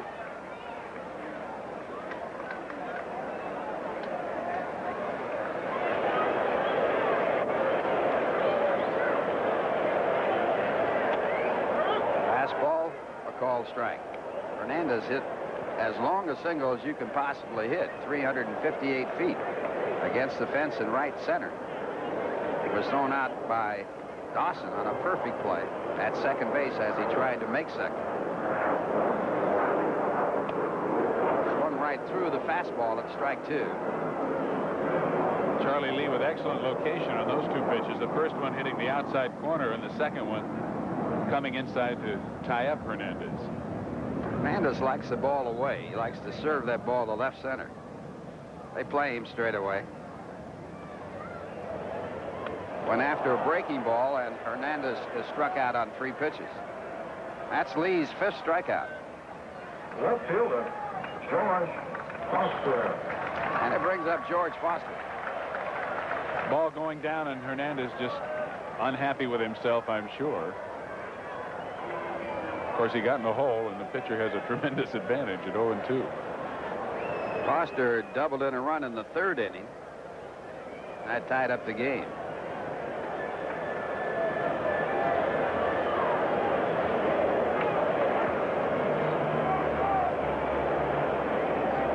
Pittsburgh defeated Philadelphia 6-3 today. St. Louis leading Chicago 5-0 in the bottom of the 8th. Atlanta and Cincinnati tied at 4 in the top of the 9th. And it's popped up. Second baseman Brian Little makes the play, and the Mets go in order. And the score at the end of 5. The Mets 3 and the Expos 2. Now here's a word from Manufacturers Hanover.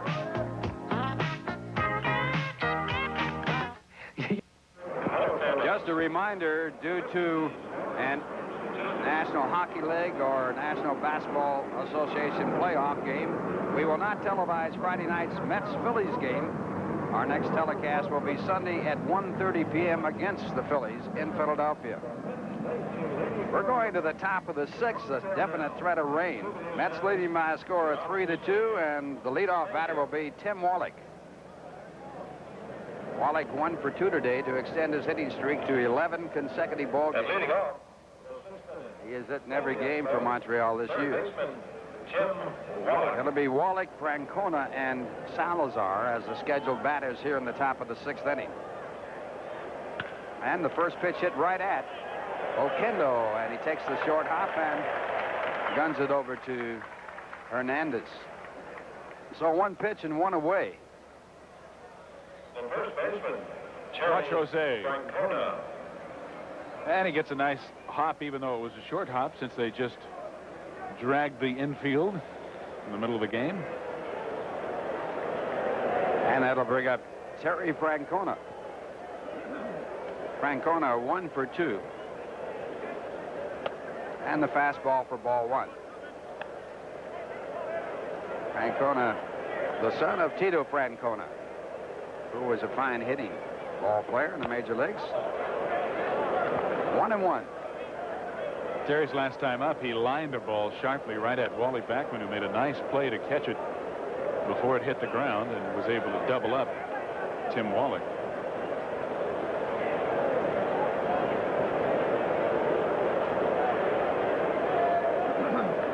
Terrell has really had to work in this ball game. Francona with an idea of bunting for a base hit, takes for ball 2, 2-1. Terrell has given up a total of 11 hits, but he has not walked a batter. Fastball fouled away.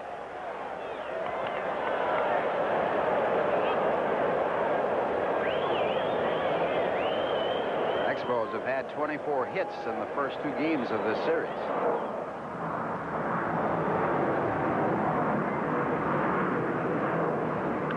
Slider hit in the air to center field. Mookie Wilson is there. Throw 2 men away.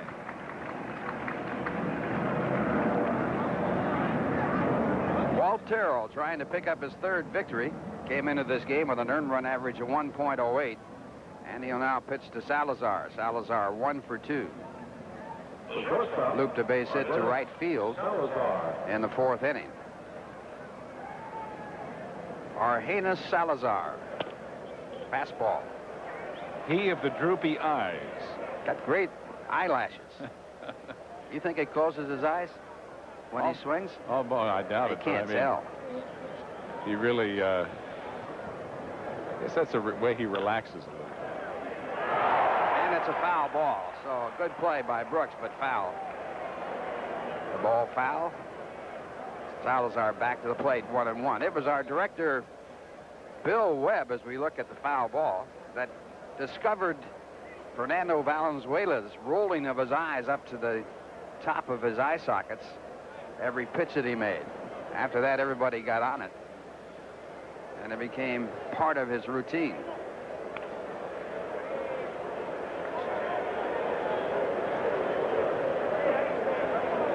Salazar, a fine fielding shortstop. Check swing, foul ball, and it's 1-2.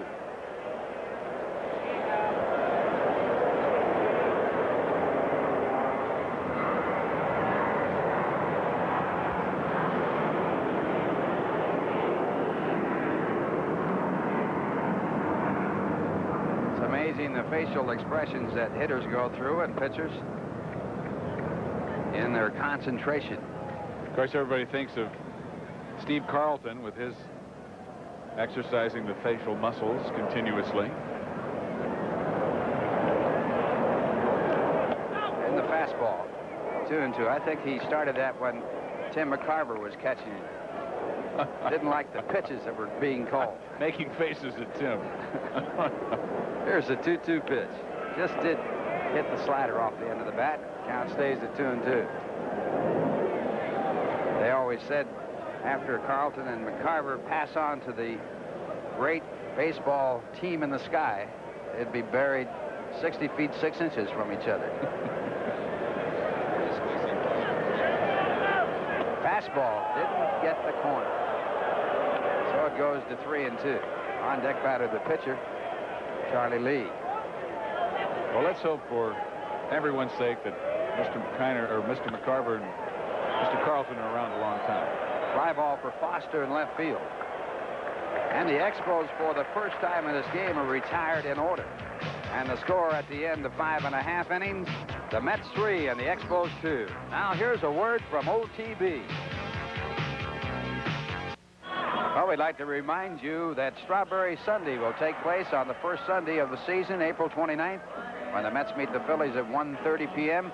All fans will receive a free Strawberry Sunday and a salute to the 1983 Rookie of the Year, Darryl Strawberry. And what a perfect spot for a drop-in, as Darryl Strawberry is the leadoff batter for the Mets here in the bottom of the 6th inning.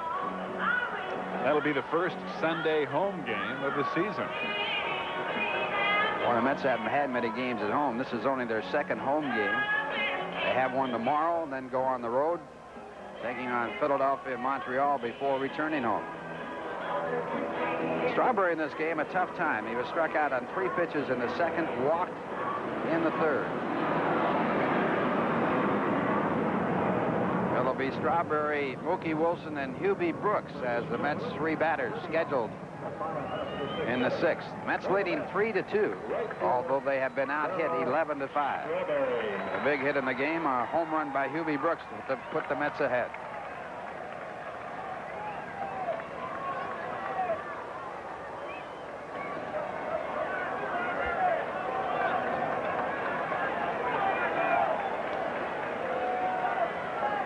Charlie Lee, the pitcher, and he starts off with a curveball.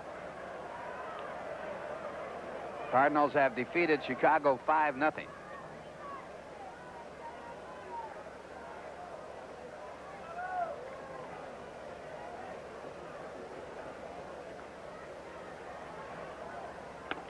One ball, one strike.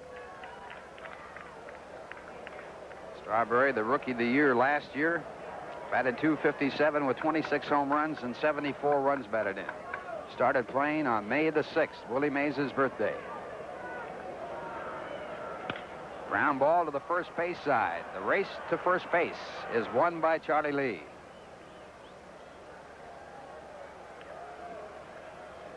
Francona fielding the ball, shoveling off to Lee, and that's one away here in the bottom of the 6th inning. It brings up Mookie Wilson. Well, you know, as we go along here in this ball game with the threat of rain and the game officially in the record book, if the game were to be canceled, it'll be interesting to see what Davy Johnson does, if anything, having a 1-run lead under these circumstances, should the Mets get some people on base. And that's ball 1. Mookie has grounded out the 2 times he has been up. Third baseman Tim Wallach in on the grass to guard against the bunt to the third base side. 2 balls, no strikes. Something you don't see very often. Mookie taking 2 pitches in a row. As you like to call him, Ralph, a Bible hitter. Thou shall not pass.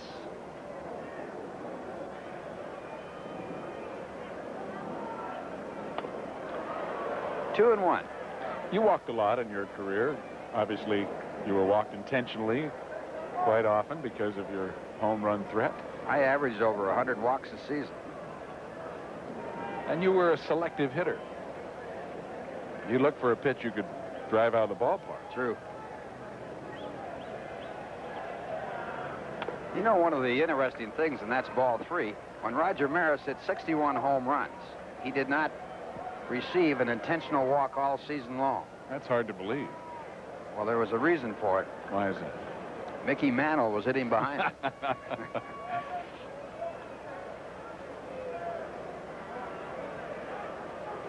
That wouldn't make a lot of sense, would it? Mantle hit 54. Ground ball, base hit. So Mookie is on.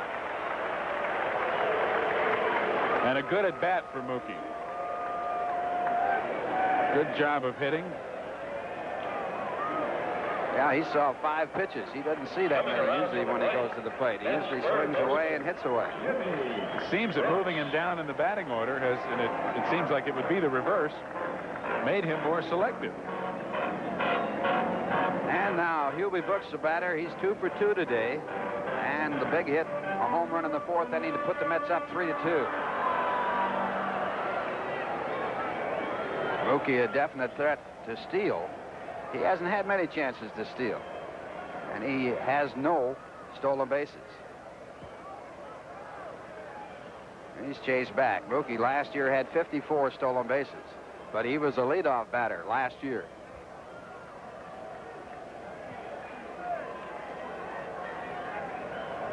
Carter has a gun for an arm, the catcher, and again a throw to first. The left-hander is Gary Lucas, acquired from San Diego. The right-hander, a former Met, Jeff Reardon.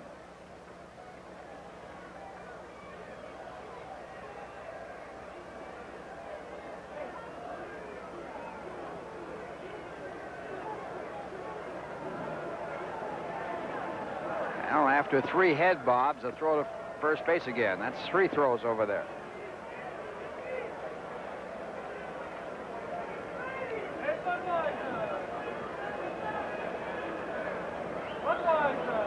Mets leading 3-2, 1 out. We're in the bottom of the 6th inning. Mookie does not go. A pitch out, and it's ball 1. The crowd loves it because Mookie bluffed going and Carter pitched out. This is where it's tough on the hitter. It takes intense concentration here. It's tough on the watcher. Under these circumstances, you are a watcher more than a hitter. But Hubie has to really keep his mind on what he's doing. Throw to first base. If there's one good reason why ball games take much longer to play than they used to, it's because of the stolen bases and the throws to first base. That's a good point. The game has changed and speed has changed it. One of the ways it's changed is to make the game a little longer.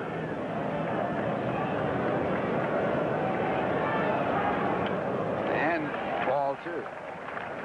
2 balls, no strikes to Hubie Brooks. Charlie Lee obviously worried about Mookie Wilson at first. 2 points of concentration, the home plate and the runner at first. There goes Mookie, and the ball is fouled off. Hubie had a good swing at a fastball, but fouled it off, and Mookie back to first base.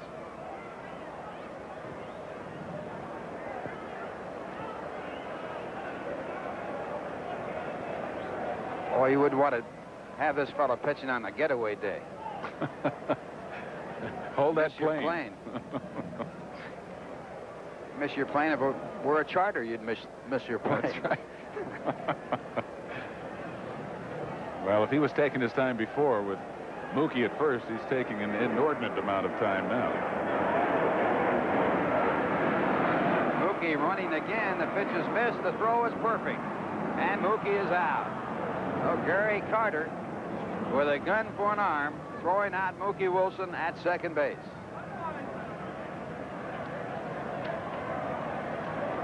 And Carter's ability to throw him out is exemplified by the fact that Mookie Wilson gets a good jump here. He had almost 4 steps before the ball was delivered to the plate. And Carter puts that ball right there. Oh, he was safe. It looked like he got his hand in. He sure did.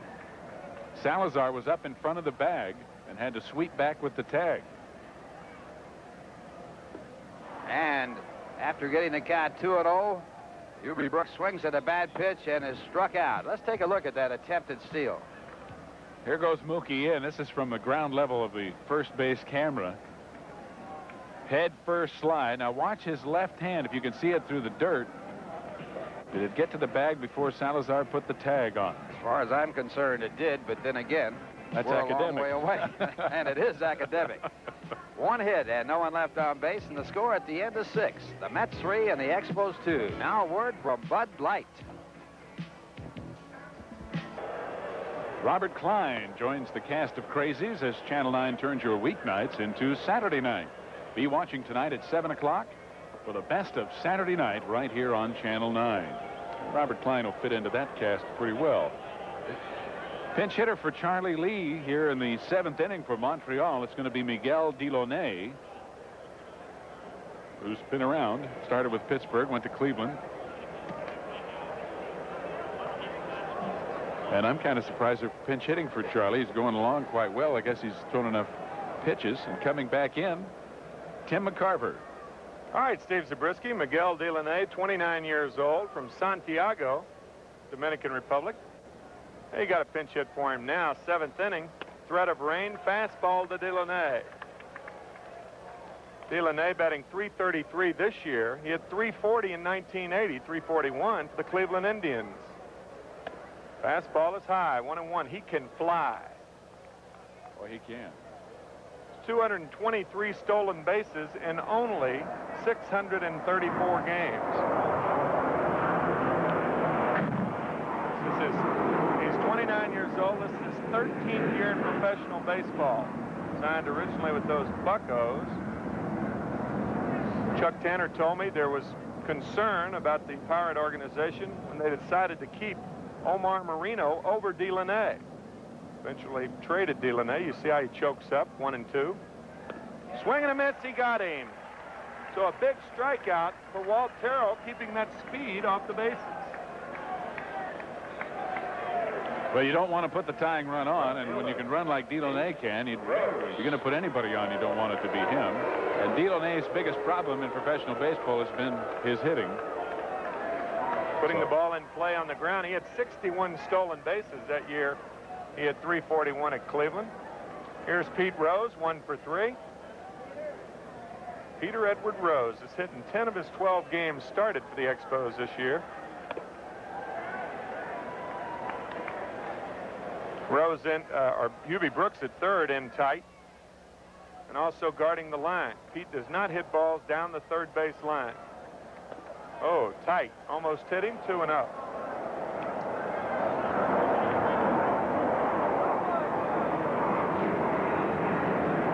There you see the defensive alignment. Were this a few years ago that 186 hits he needs to tie Cobb might be possible for Rose in one season. He had a lot of 200 hit seasons. To tie Cobb, right? To tie. 3-0 to Peter Edwards. He walked him on 4 straight pitches. And that only, well, that's the first walk, I should say, given up by Walt Terrell. The next Expos batter. And activity in the bullpen. Doug Sist for the Mets gets up. That's all. There are a lot of leads that are comfortable in late innings. I would have to say this is an uncomfortable lead for Walt Terrell. The Expos have had 11 hits and only 2 runs. They've hit the ball hard throughout the first 6 innings. There's Doug Sist. Here's Brian Little, 2 for 3, 5 hits in the last 2 days against the Mets. Throw to first base. Rose is not going anywhere unless there's a hit and run play. Rose did not have a very big lead.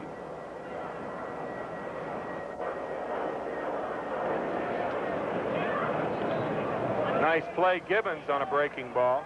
Terrell concerning himself needlessly with Rose now. He hurried his windup or his from the stretch move there and has thrown 5 straight balls. And here comes Mel Stottlemyre, the pitching coach.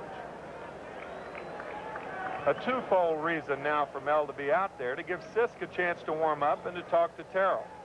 The former, the most important. Well, I don't think that Davy Johnson will wait any longer than he has to make the change here with the 1-run lead. And as you said, Tim, in an excellent point, Walter has not been in control of this ball game. This is not, to look at the score, 3-2, a typical 3-2 ball game with 11 hits. He's only struck out 2. That second one coming on Delaunay, pinch hitting here in the 7th. And in fairness to Walt, also, a lot of the hits have been of the swift variety, but nonetheless, they've been hits. A lot of people on base. Big play in the game, a throw from Mookie Wilson. Back in the 5th inning to nail Rose at the plate. A nice play by John Gibbons. First time he's been contested at home, making a play since that Joe LaFay play in spring training. There's a strike, 1-1. Joe LaFay of the Phillies came up with an elbow, fracturing the cheekbone of John Gibbons, as you said earlier, Steve. Strawberry 2 deep and right. Wilson and Foster shallow. Wind blowing in from right field. Tap to first. Hernandez goes to second base on a nice play. Boy, I'll tell you, you watch him every day and you really are thrilled and delighted to see him plays that no other first baseman would make. You're not kidding. You talk about the epitome of the Gold Glove. That's Keith Hernandez, and that also includes his ability to throw the baseball. I don't remember him making a bad throw. Makes the 3-6-3 double play as though it were routine. And on a play that no other first baseman goes to second, just nips Rose at second. Had he not thrown down there, he would have been the tying run in scoring position. Raines 1 for 3, a double back in the 3rd inning, and he scored a run. 3-2 ball game. We're in the 7th. Fastball is high, 1-0.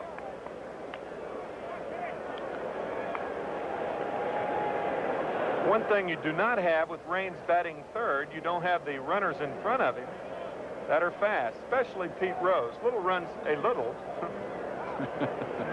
Had 12 stolen bases last year. I really don't understand Bill Burton's thinking in batting Raines 3rd and Rose 1st. No, I don't either. To me, it would make more sense to have Raines leading off and have Pete behind him. He handles the bat well. Ground ball, foul ball. You know, the Expos have a lot of guys who can bat 3rd. You got Dawson, you have Carter, you have Wallach. Even Francona could hit 3rd. Francona, excellent 3rd place hitter against right-handed pitching. By the way, 11,631 total, 11,147 paid today. They watched the bulldog tenacity of Walt Terrell.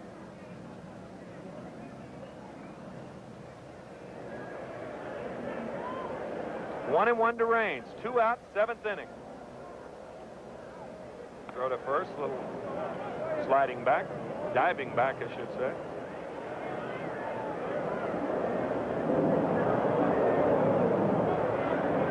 Well, as the season goes along, talking about the Montreal lineup, it'll be interesting to see if a change is made.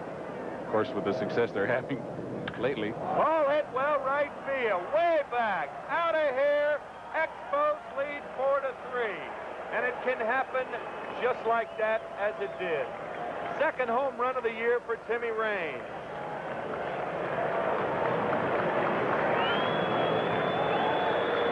For Walt Terrell, dancing through raindrops on a threatening day.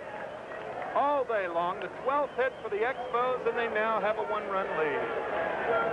And here comes Davy Johnson. And the change is going to be made now.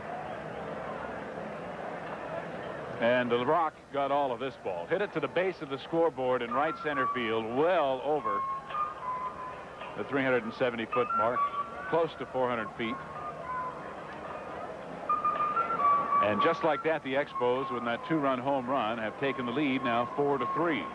Raines batted only .217 with 1 home run and 5 RBIs last year. This year, not only is he batting .370, but he has 2 home runs and 10 RBI. So it's now a 4-3 ball game. The Mets have their work cut out for them. And another thing you have to remember is the rain is threatening.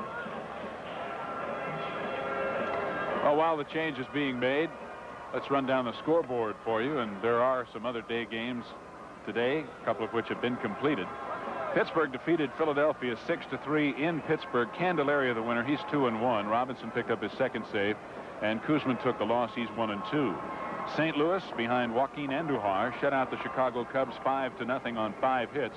Andujar going the distance, picking up his second victory. He's now 2-1. And David Green had a home run for St. Louis, his second of the year in the 8th with 1 man on. Chuck Rainey the loser. He's 1-2. And they're playing the second game of that doubleheader, LaPointe against Sanderson. Number 39, Doug Fisk. Atlanta and Cincinnati are tied 4-4 in the 10th inning of play. Barker and Soto, the starters there, they are long gone. Bedrosian pitching in the 9th for Atlanta. Hume has come in now the top of the 10th to pitch for Cincinnati. Claudell Washington with 2 home runs in that ball game. A solo shot in the first inning and a 3-run blast in the second to account for all of Atlanta's runs. So they're in the 10th inning, tied 4-4. San Diego at San Francisco has been postponed by rain. Over the American League, Toronto 7-0 over Baltimore in the bottom of the 7th inning. Palmer started for Baltimore, was relieved by Underwood in the 6th. Steeb pitching for Toronto and leading 7-0 bottom of the 7th inning. The rest of the schedule in the National League tonight will have Los Angeles at Houston. And, of course, that San Diego-San Francisco game has been rained out. In the American League, the Yankees are at Cleveland tonight, Oakland at Seattle, Texas at Boston, Kansas City at Detroit, and California will be at Minnesota. So Doug Sisk, the new pitcher. Doug was in yesterday's ball game, his 6th appearance of the year. He has not allowed an earned run. He and Jesse Orozco have not allowed an earned run in 12 1/3 innings of pitching. Right fielder, Andre Dawson. So Walt Terrell goes 6 2/3, gives up 4 runs on 12 hits, strikes out 2, walks 1, and the book is closed on Walt for today. He stands to be the losing pitcher and cannot win this game now. And Charlie Lee stands to be the winner should the Expos not yield the lead, or should the Mets not tie the lead before the game's over. Andre Dawson, 3 for 3, an RBI and a run scored. Ball 2. The Expos came into this game, everybody but Dawson and Salazar were hitting well over 300. Dawson with 3 for 3 will put him right up around the 260 mark.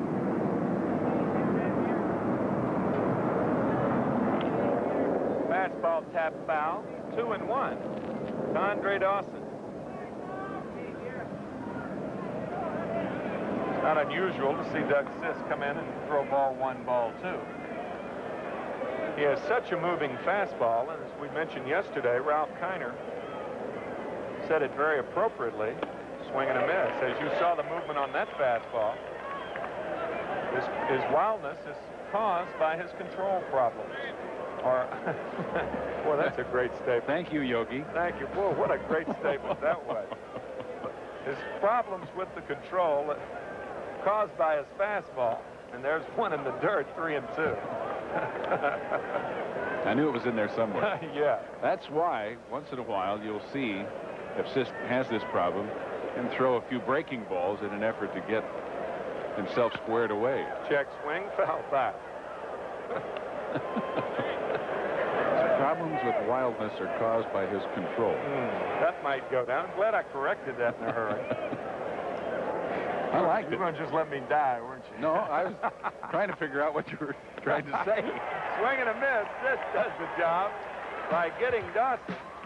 But it's after the fact, as the Expos scored 2 runs on 1 hit. Very costly walk to Pete Rose.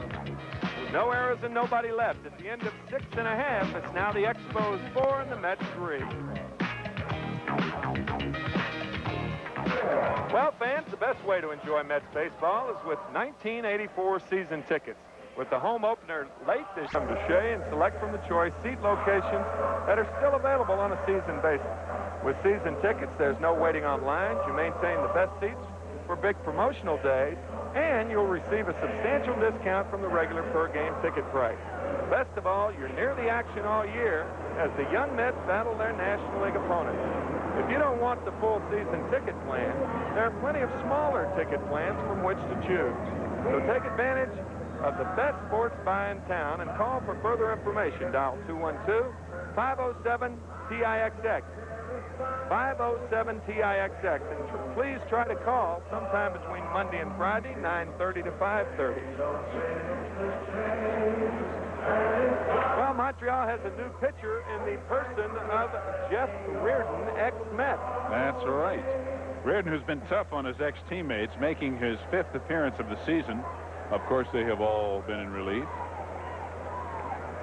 And he has no record, nor any ERA, because in 6 innings of work, he is not allowed an earned run. He already has picked up 2 saves, given up 6 hits. Excuse me, only 1 hit in his 6 innings of work. He has hit a batter, walked 3, and struck out 5.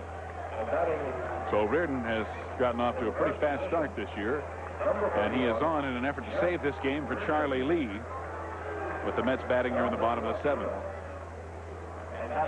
Darryl Thomas will be batting 9th. He has replaced Pete Rose in left field. So he is inserted into the 9 hole. And Reardon will be batting number 1, with Dawson making the last out. And Le Grand Orange is going to be the pinch hitter for catcher John Gibbons. Rusty Staub, I would imagine. Well, he's going to be the pinch hitter for the pitcher. John Gibbons being allowed to bat for himself. Thinking maybe Danny Heath would be in there in the number 9 slot. But John Gibbons being allowed to hit for himself. And this is what Davey's trying to do, huh, Steve? And I really, as you look at Ed Lynch in the Mets bullpen, I really agree with his philosophy. He's going to let these guys play. And really, you have to, because when you consider the fact that Gibbons is coming from Double-A ball, the more major league pitching he sees, the better opportunity he's going to have to get himself squared away and get himself where he can be as a major league player offensively. And the same holds true for Jose Oquendo and the other young players. Unless the situation really mandates pinch hitting, good word, Davey's going to let them hit for themselves and get that experience. Appropriately said. Gibbons 0 for 1. He was hit by a pitch and he struck out. Fastball is high from Jeff Reardon, 28 years old, from Dalton, Mass, lives in Palm Beach, 6'1", 200 pounds, traded for Ellis Valentine, May 29, 1981. Dan Norman, an outfielder, also went over to the Expos. Swing and a miss, a high rider versus the Mets since the trade. Reardon 1 and 3 with four saves. That was last year. 3 and 3, 10 saves lifetime. 1 and 3 last year. Fastball fouled out of play down the right field line. 1 and 2 to John Gibbons. 4-3 ball game. We're in the 7th.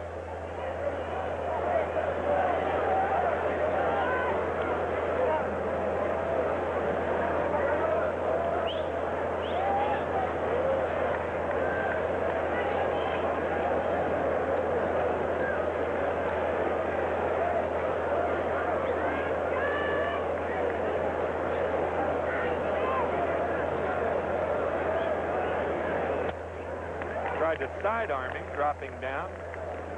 And the fastball misses high. Reardon, the type of pitcher that you would prefer to get the ball down. That ball up really hops.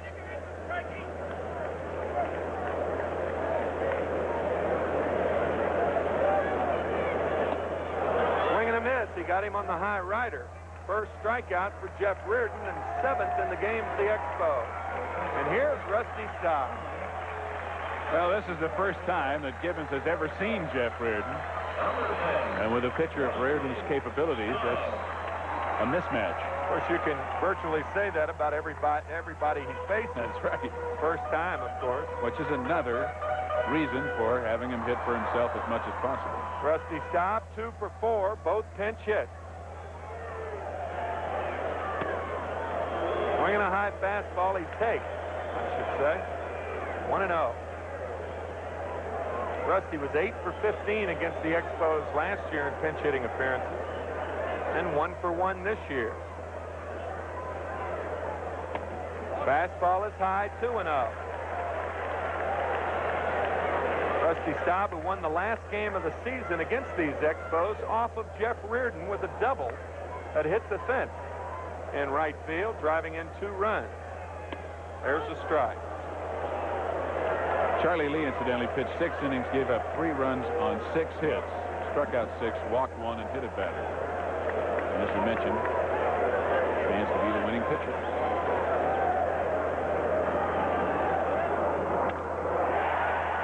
Under it, hits it well, but Timmy Raines in center field makes the catch.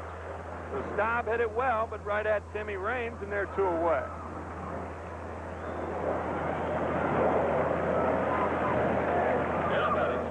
Rusty gets a big hand for virtually everything he does here at Shea Stadium. Every time he's seen, there's a reaction from the crowd. And that's really the case in many of the ballparks around the National League. Rusty's popular not only here, but just about everywhere. Not unlike Pete Rose, who always gets a reaction. Only Pete's is usually the opposite kind. Out of respect, Wally Backman, short hop to Salazar, the shortstop, and Reardon has an easy inning. No runs, no hits, no errors, nobody left. At the end of 7, the Expos 4 and the Mets 3. Now a word from Bud Light. At Metro Business Systems, The new pitcher for the New York Mets will be Ed Lynch. There you see Eddie with no record in an ERA of 4.26. His 4th appearance of the year. He's finished 1 game previously. He's pitched 6 1/3 innings, given up 8 hits, 3 earned runs. As you see, walked 4, struck out 3, and has yet to record a save. Used primarily in middle relief so far this season. As a well-dressed Mets fan, Eddie has 3 appearances so far this year. His last appearance against the Cubs, the 14th, which was last Saturday. Pitched 2 innings and allowed a home run to Leon Durham. He has 3 no-decision appearances this year, this being his 4th. Last year had 10 and 10, and pitched in 30 games, 27 of which he started. Unusual position to put Eddie in, and he's handled it very well. yes, he has. Unusual in that most guys would complain and kick around and what have you. Not so Ed Lynch or Craig Swan, for that matter. Not only have they both handled it well, they both pitched well. Swanee's been used sparingly, coming in for an inning here and there, and most of the time has gotten the side out in order.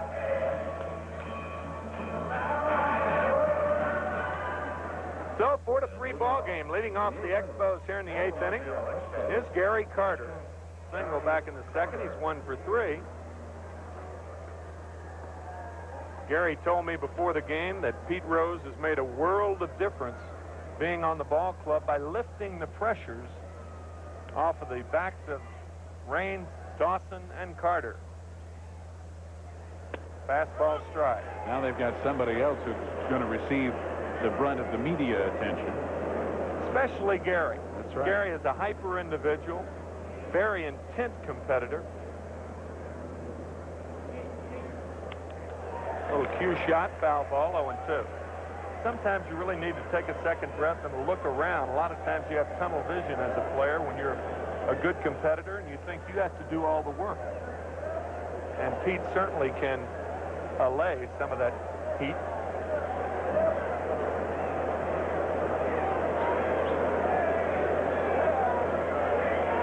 To Carter. Third base, Brooks is going to have to hurry, and he guns him out. Good play by Hubie Brooks, who was playing Carter deep, and there's 1 away. At the plate, third baseman. Well, the batter, Tim Wallach, he has been red hot. Base hit RBI in the 2nd inning, on an error in the 4th, and grounded to short sharply in the 6th. He is really locked in, isn't he? 11 games in a row he's hit safely. All 11 games so far this year. Interesting shot there from Bill Webb, our director, from our center field camera. Look how the front part of the body, that's like Clemente used to hit. Bottom part is outside, but the shoulder's locked. swing and a miss. Then he Good steps cut. in. Steps in toward the plate as well as toward the pitcher. As long as that front shoulder is pointed, that is the key for most good hitters. That front shoulder. Once it leaves, the top of the body leaves, you're dead.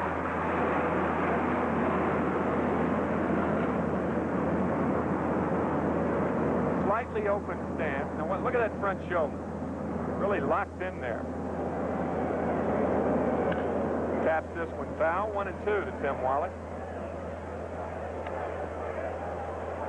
Wallach won the Golden Spike Award in '79 as the top amateur player of the country with Cal Fullerton.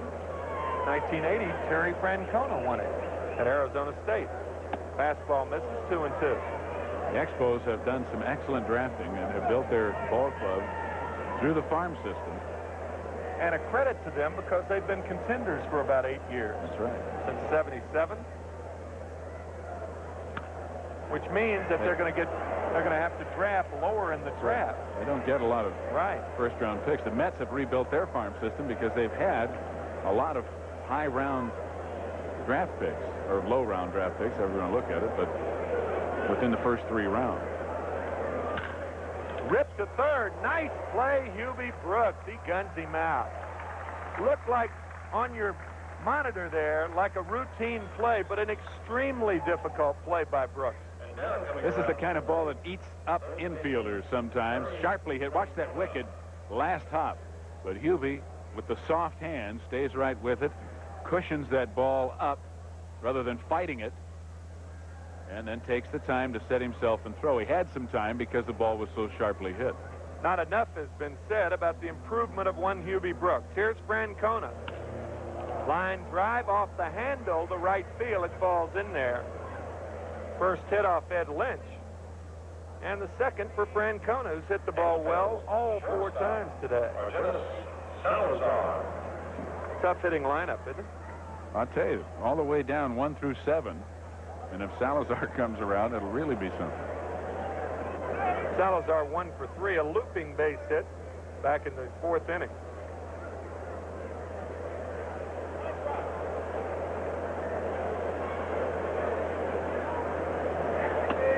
Slider.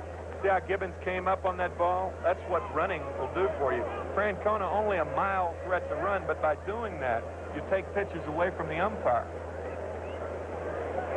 Block his vision just at the critical moment. 1-1 to Salazar. The first 7 hitters, with the exception of Dawson in the Montreal lineup, hitting well over 300. And Dawson, with his 3 hits today, 3 for 4, is going to inch up there. Closer. I guess simply put, in a running situation, a catcher should go take the 1 step down while he's still down on the ground as opposed to coming up. Bobbled by Oquendo, but he recovered in time to make the 4th. For the Expos in the 8th, no runs, 1 hit, no errors, and 1 left. At the end of 7.5, they have the lead 4-3. And now a word from Dotson. Excuse me, Steve. Bottom of the 8th inning. And the Mets are sending up pinch hitter Danny Heap, Keith Hernandez, and George Foster. And we're sending in Steve Zabriskie. Thank you very much, Timmy. Got you on your front foot then, didn't I? Yes. I was off stride. Pull the strings on you. Give me the old backup ball there. Anyway, Heap's going to pinch hit. And Danny's hitting .250 so far this year with 3 hits and 12 times up. He's been up as a pinch hitter 3 times with 1 base hit, hitting .333 then as a pinch hitter. Heap hitting for Oquendo against Jeff Reardon here in the 8th inning. He'll be followed by Keith Hernandez and George Foster as the Expos lead 4-2. The big blow, Timmy Raines' 2-run home run that turned a 3-2 Mets lead into a 4-3 deficit. Heap was a pinch hitter in yesterday's ball game and singled. Slider misses inside. Danny Heap's probably wishing that starter Charlie Lee were still in there. He had 2 pinch hit home runs against him last year. And a strike on the inside corner. Heap can't believe it. The first pitch looked to be closer to being a strike than that one, but it's 1-1.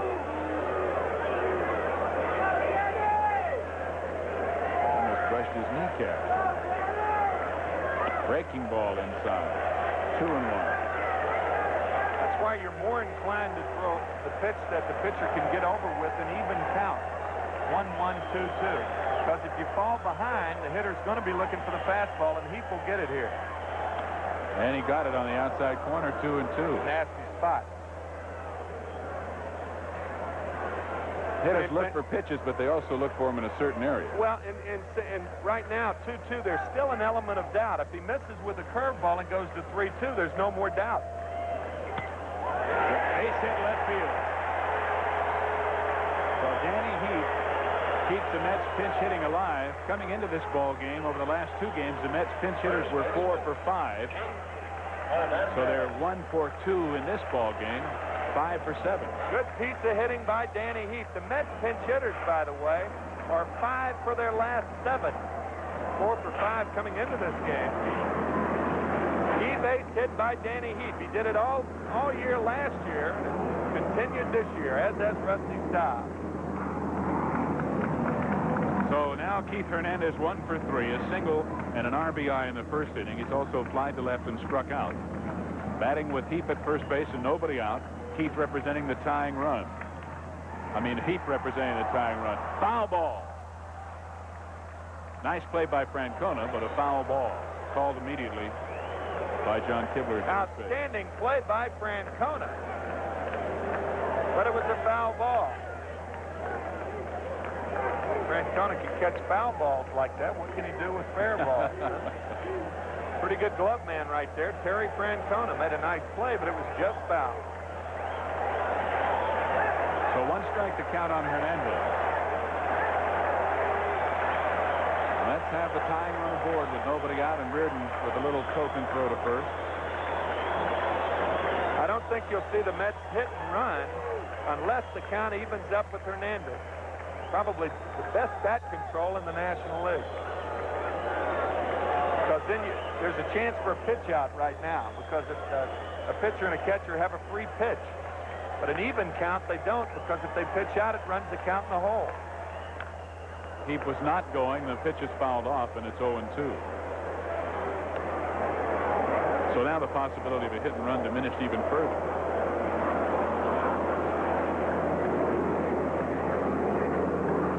Dick Grote used to tell me the best hit and run count was 1 ball and 2 strikes. When you think about it, that's probably the best count where a pitcher and a catcher want to finish off a hitter. So you're more apt to get more strikes in that situation. That's a good point. Hernandez fouls off the 2-strike count.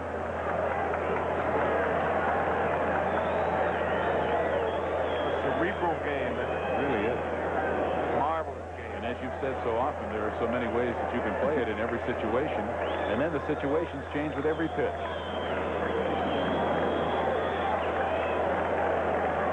When you think about it, there are probably 500 things that can happen every time that ball's thrown. Way inside, 1 and 2. That's one of them. And a good pitch by Reardon, knocking Hernandez the back away from the plate. You got to do that. You got to keep that outside part of the plate fresh. Well, you said he had a free pitch, and instead of using it for a pitch out, he used it for a breezer. Well put. Fly ball left field. Fairly deep, but Thomas has a bead on it, and Darrell makes the catch. I've always thought they should check Darrell Thomas's glove to see if it's legal. It looks like it's the longest glove I've ever seen. That is when he's playing the outfield. Yeah. He can play anywhere. He has played anywhere. He's played all 8 positions. He's even caught. As you see, Foster had an RBI double back in the 3rd inning. He's also flied to left and popped out to 2nd. His double was a smash down the line into the left field corner. And there's Jesse Orozco up and throwing with bullpen coach Vern Hochheit. I believe the last guy to play all 9 positions in the major leagues was Bert Campaneris. I think you're right. Campy pitched 1 inning. Strike 1 to Foster.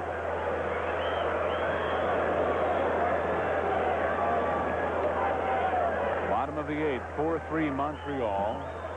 1 out.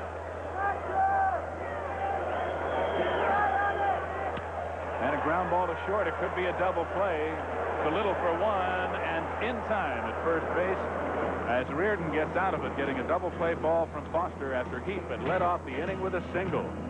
So the Mets lose a chance to at least tie the game here in the 8th. We'll go to the 9th with Montreal leading by 1. Now here's a word from manufacturers Hanover. Gardenhire into the ball game, replacing Jose Oquendo, who was pinch hit for in the previous inning. Gardy will play shortstop and bat second in the order should the Mets get to that point in the batting order.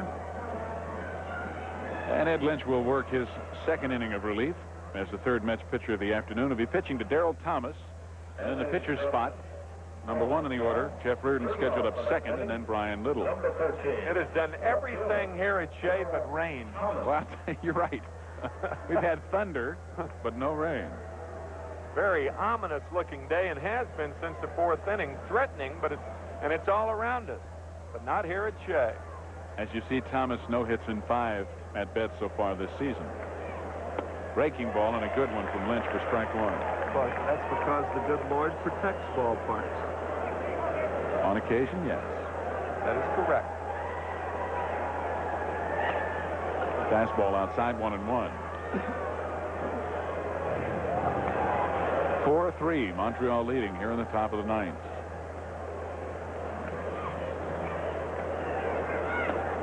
And strike 2. Looking ahead to the bottom of the 9th, the Mets will have Strawberry, Wilson, and Brooks as the 3 hitters scheduled up. Thomas signed as a free agent, the winner of '83, an outstanding ball player. Excellent speed, good hitter, good defense. Foul outside of third. The count holds at 1-2. Thomas known for his basket catches in the outfield with that huge glove. That did not enamor him to too many Dodger officials. Tommy Lasorda won. And one of the few players to wear that number 13. Davey Concepcion's the one that comes to mind. I know of no other in the National League. I can't think of anybody right now. No.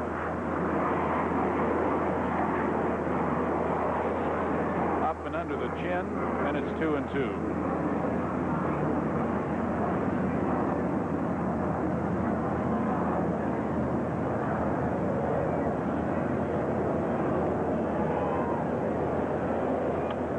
Two now.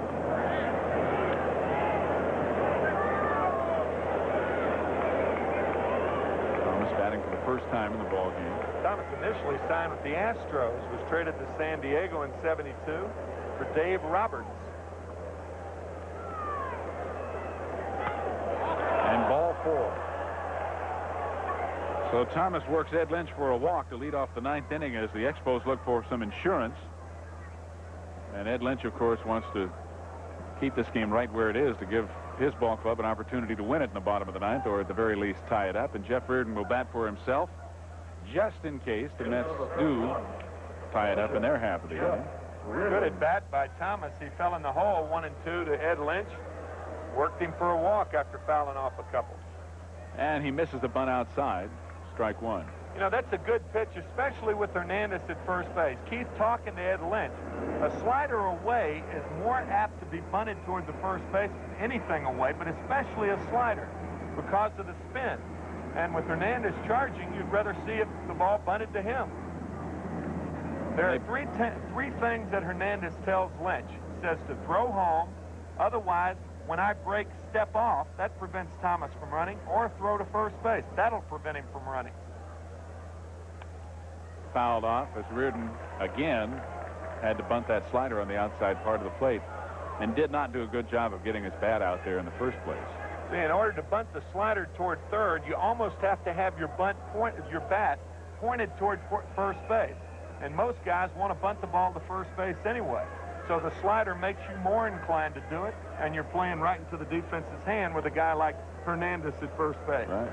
And Keith, of course, hoping for a play at second base to keep Thomas from advancing. Thomas, remember, runs very well. And he bunts it foul right down at home plate. So Reardon is out. A strikeout credited to Eddie Lynch, his fourth in the ball game by the Mets. 1 out here in the 9th. And Brian Little, who ought to know how to bunt, is the batter.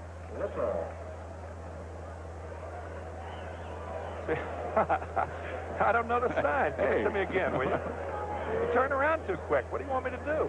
And that said everything, didn't it? That's right. They're in a hit-and-run situation. Little puts the bat on the ball. He struck out only 2 times in 58 at-bats. Last year, he struck out only 22 times in 350 at-bats. The epitome of a contact hitter. Takes the ball outside. Little single to right back in the first, grounded to first on a bunt attempt in the 3rd inning, singled to center in the 5th, and reached on a fielder's choice and scored in the 7th. He scored ahead of Tim Raines' home run. That is the difference in this ball game. Down low, 2-0.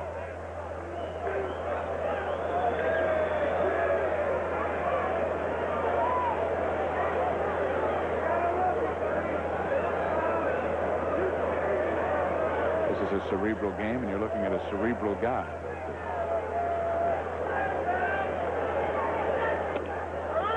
Two and one.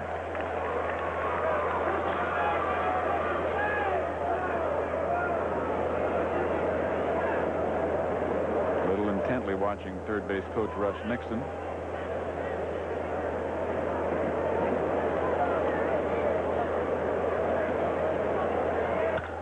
And a line drive to right. Strawberry makes the catch. Thomas back to first, 2 away.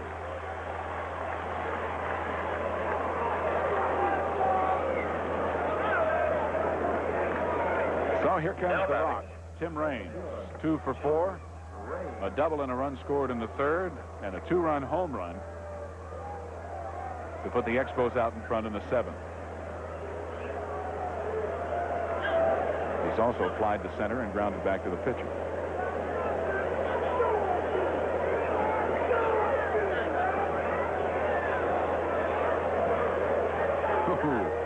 Thomas might have been going that time. Yes, sir. You're exactly right. Ed Lynch stepped off. He almost balked. He stepped off when he saw Thomas leaning. Thomas about fell down. He put the brakes on in a hurry. Talk about getting caught in between. Thomas is not running now. Raines takes it for a ball. Put a couple of divots in the base pads there.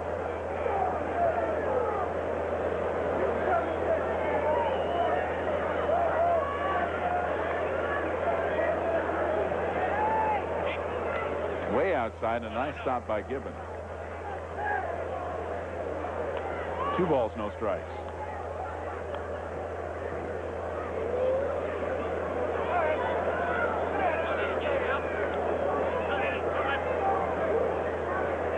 Incidentally, looking back to Raines' home run, that was the first home run given up by Terrell this year.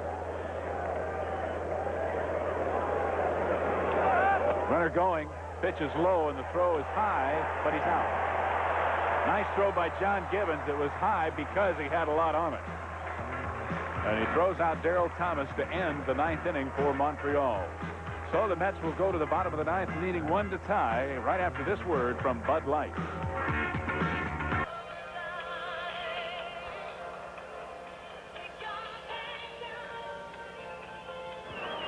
Well, the Mets are going to try and come from behind here to win their first ball game at home after losing 10-0 to Montreal yesterday in the home opener.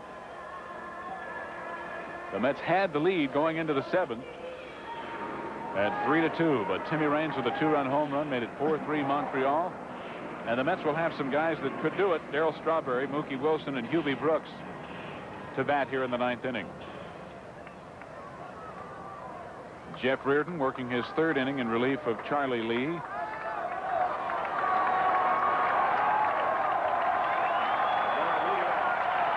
Darryl gets a big hand from the 11,000 on hand here. Strawberry with 3 home runs against the Expos last year, 2 off Ray Burris and 1 off Bren Smith, the starter and winner of yesterday's game. Strawberry is 0 for 6 in this series, however, as he takes the strike. He's walked back in the 3rd inning. He's also struck out and grounded to first.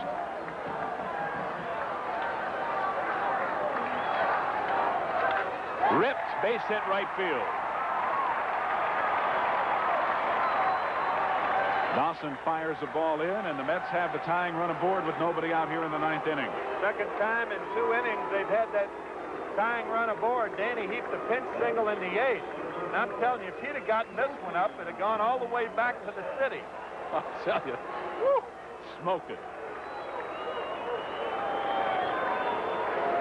So Darrell at first base with, of course, excellent speed. Mookie Wilson, the batter now. Mookie 1 for 3, had a single to right in the 6th, but was caught stealing. He's grounded out his 2 other times up. 2 for 7 in the series. I don't know if I'd bunt here. You got Rusty Staub and Danny Heap out of the ball game. 2 right-handers coming up, and Mookie Wilson hitting. I don't know if I'd bunt in this situation. And they're not, but it's popped up to short left center field. Tim Raines calling for it, and 1 away.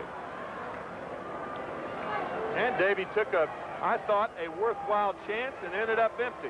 If you bunt, you're depending on a base hit by Brooks and Gibbons, and you got to remember that Gibbons has only gotten 1 base hit in his major league career. Hubie Brooks struck out his last time up, but he's 2 for 3. He singled to center in the 2nd and homered to left field back in the 4th inning that gave the Mets a temporary lead. Sometimes you just get wrong results for right reasons in this game. Got to do what you think is best under the circumstances, right or wrong, regarding the results.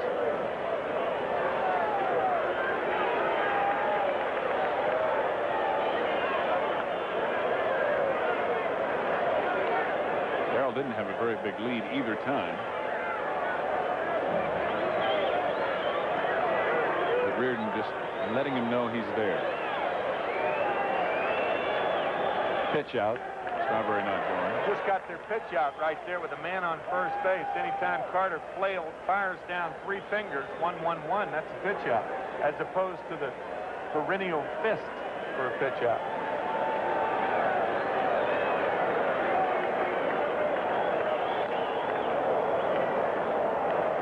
The Expos are well-versed in keeping runners close. Probably well-versed by pitching coach Galen Cisco and also by Gary Carter. Fastball is high. 2 balls, no strike. That's the problem with that pitch out. Now he's in the hole 2-0. Hubie's homered once today. Can he do it again?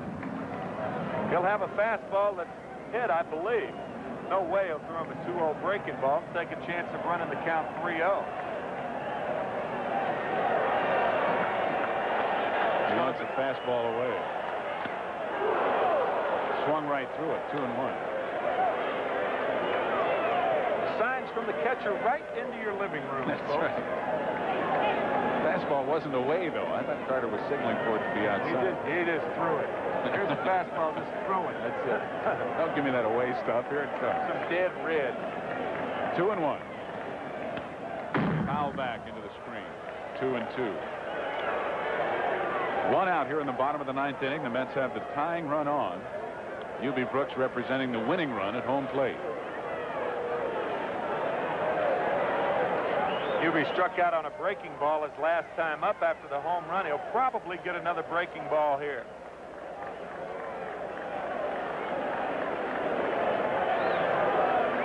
You saw 3 fingers. Oh, and he went for a very bad pitch. Reardon records his 2nd strikeout. Hubie, with only 31 walks last year, a very aggressive hitter, especially with 2 strikes. And now it's up to John Gibbons. You saw the grimace of anguish on Hubie's face, and Gibbons has struck out twice and been hit by a pitch. But if you're going to get your 2nd major league hit, this would be a good time to do it. Ron Hodges is on deck to pinch hit as the pitcher is scheduled up next. Strike 1.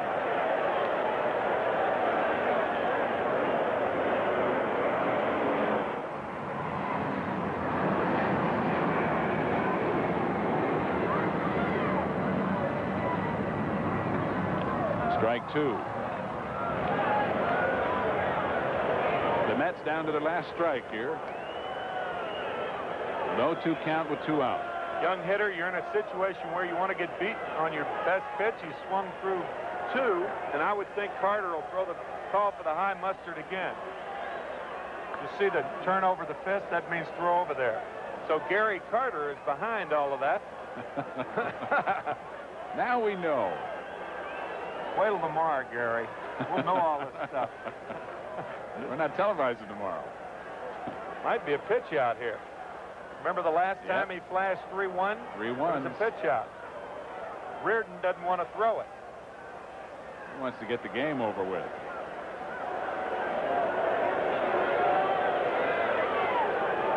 Let's go through it again, he says. It'll be a fastball away.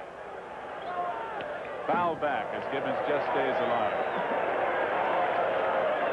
Gibbons was right on that pitch, just underneath it a little. Of course, if Reardon's a righter, it's not too hard to get underneath it. It's not a good time to pitch out. You want to go for the out. Heck with taking a chance on Strawberry. I mean, it's 0-2. Take a chance on Strawberry going to second base. Let's see what Gibbons or what Carter calls. Breaking ball, the same pitch that struck out Hubie, and Gibbons does not go for it.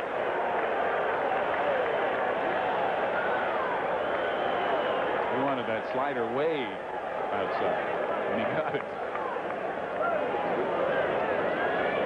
1 ball, 2 strikes on 21-year-old John Gibbons. Carter's got more hand signals than a traffic cop. Tell him. Fastball. Popped up, but out of play behind home plate. Still 1-2. One thing for Gibby, he's hanging tough here. He's fouled off a couple of pretty good pitches. This might be a good time for Strawberry to run. If you follow the pattern, 3 straight fastballs, a breaking ball away that Gibbons held off. Now he fouled back the fastball. Good time to run. He'll probably come back with a breaking ball. Up and in, almost hit him. Strawberry running, the throw is high, and Darrow's safe.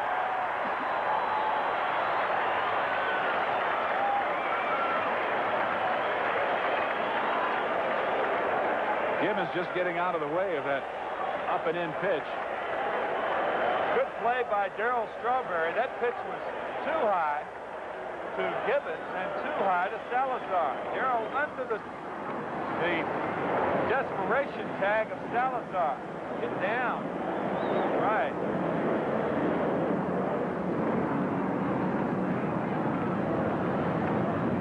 Two and two. Too high, ball 3. And many of the fans who started to leave are standing in the exits here at Shea now as we build to some drama here in the bottom of the 9th. By the way, Strawberry's second stolen base in 3 attempts. Hodges the on-deck hitter should Gibbons continue things. Ball 4. You talk about a great at-bat by John Gibbons. You mentioned yesterday that a couple of hits would get him out of it. That at-bat right there does more for maturing a young man than any at-bat in the world.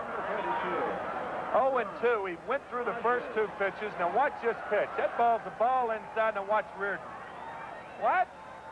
Why not? That ball was inside, Jeff. Galen Cisco, the pitching coach, has come out to the mound now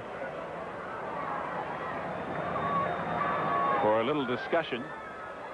No one has been throwing in the Montreal bullpen.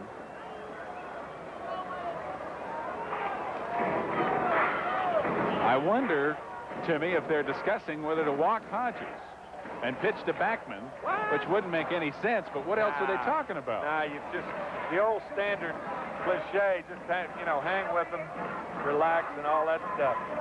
You're in here, win or lose, or save or lose. No way they're talking about that. They're talking about that.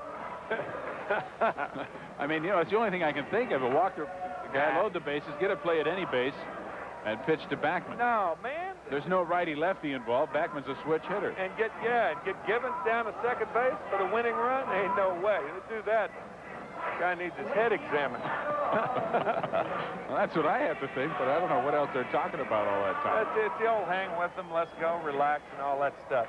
Pitching coach in that situation shouldn't even go out there. That's your point. It's properly taken. Ron Hodges has been effective as a pinch hitter, and he takes a ball from Reardon. The Mets have the tying run at second, the winning run at first base, 2 out here in the bottom of the ninth. Ronnie had his first pinch hit of the year and first hit in Chicago. A ground ball off of Lee Smith up the middle. 1-1. Had a good hack at that, didn't it? Hodges 1 for 2 as a pinch hitter, batting .222 on the year. Yeah, he does have 2 hits. He had a hit as a starter down at Atlanta. My mistake.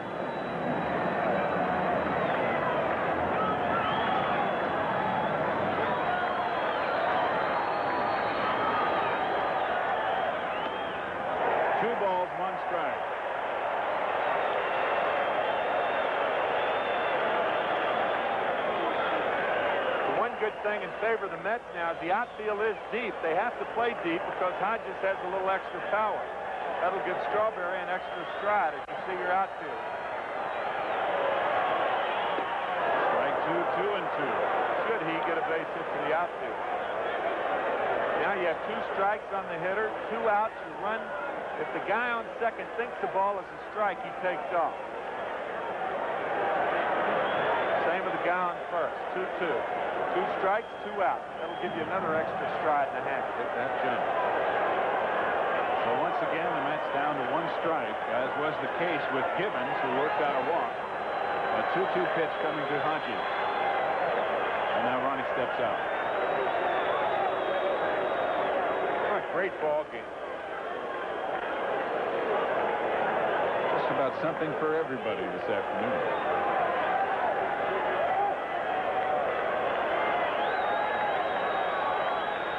Inside, and the count is full. Now the runners will be off. Gibbons with not blazing speed, but he has average speed. He's not slow. He throws anything but a fastball here. I'm buying you dinner, pal. All Next right. chance. You're on.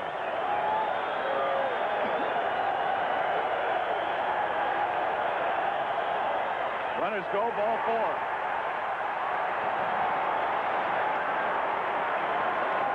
As you said, they walked Hodges to get the back.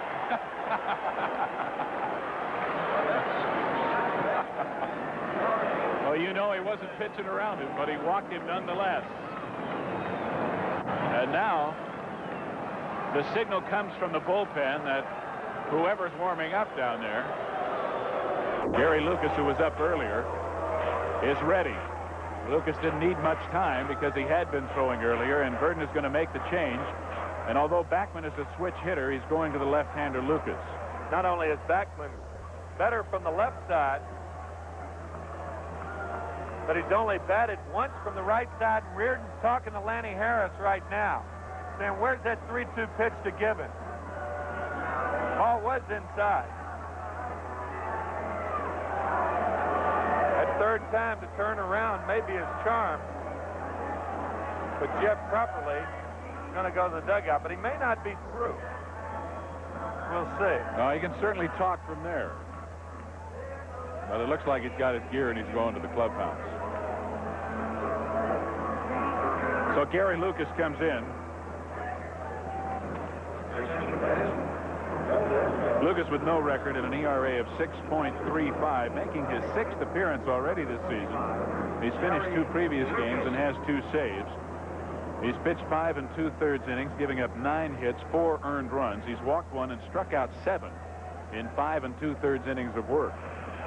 In 62 relief appearances for San Diego last year, he was 5-8 with 17 saves, an excellent 2.87 ERA. Jeff Reardon pitches a 2 2/3 innings, gives up 1 hit, strikes out 2, and walks 2, and leaves the bases loaded. He cannot get the save in this ball game should the Expos hang on to win. I guess he could be awarded the save by the official score under the provisions made, but he's not going to finish the ball game. No, that's one of the provisions. Yeah, he can't finish the ball game, so he can't get the save. No way. And should the Mets score and win the game here in the bottom of the ninth, Reardon would be the losing pitcher.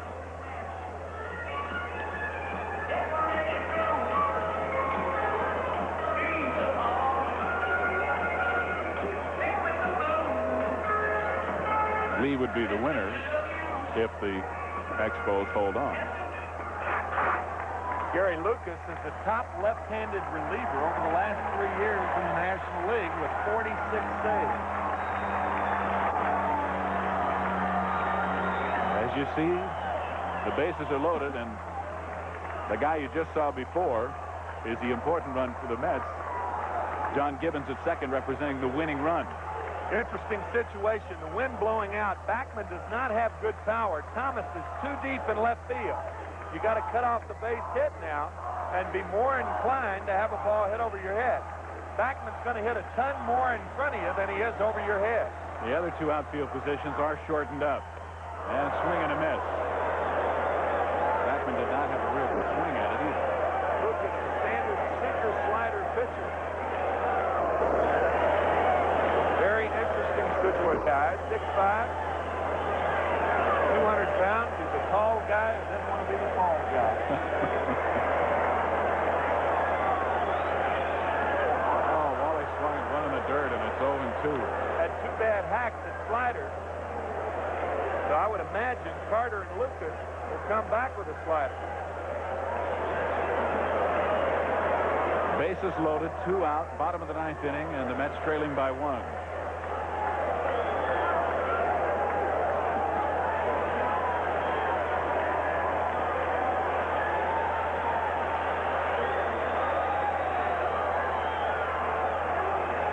Here it comes again, and it's foul back right here. So Backman holds on. The count's still 0-2.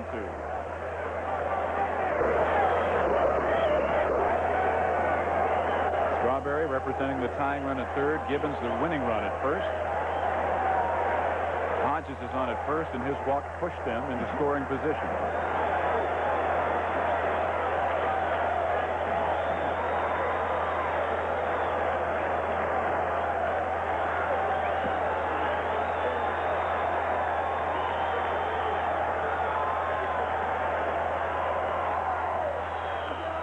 Fouled at the plate.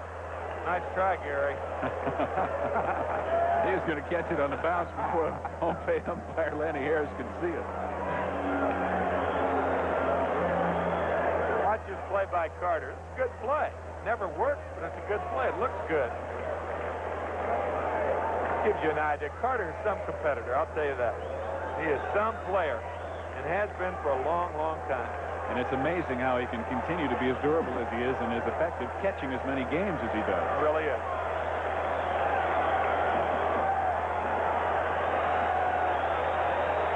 Still a 2-strike count with 2 out. Thrown in 4 straight sliders. Line drive. It's going to be in there for extra bases. 1 run is in the game inside. Here comes Gibbons. The Mets win 5-4.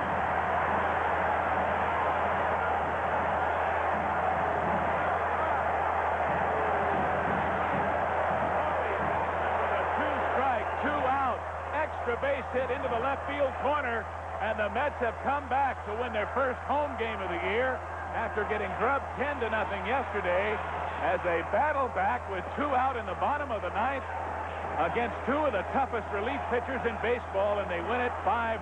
Make that 5 straight sliders. Gary Lucas going to the well 1 too often, and a very angry Gary Lucas. The loser, Jeff Reardon, with 2 out. Reardon walked John Gibbons on a magnificent at bat. He walked pinch hitter Ron Hodges on a 3-2 pitch. And after 4 straight sliders, Wally was looking inside again and whacked himself a double. I love it. And you know, Tim, the things we've talked about building confidence in the young players, hanging with them and doing the things necessary to let them have the opportunity to win ball games have paid off here in this ball game for New York. Wally receiving the applause, and a chant of Wally, Wally comes out and acknowledges the fans here at Shea. And those who have remained are thrilled here at Shea Stadium this afternoon. Perfect for Easter week to say, so be it. That's right. Tim and I will be back with a wrap-up. Heiner's Corner will follow, so stay with us here on Channel 9 as the Mets come from behind to win it 5-4.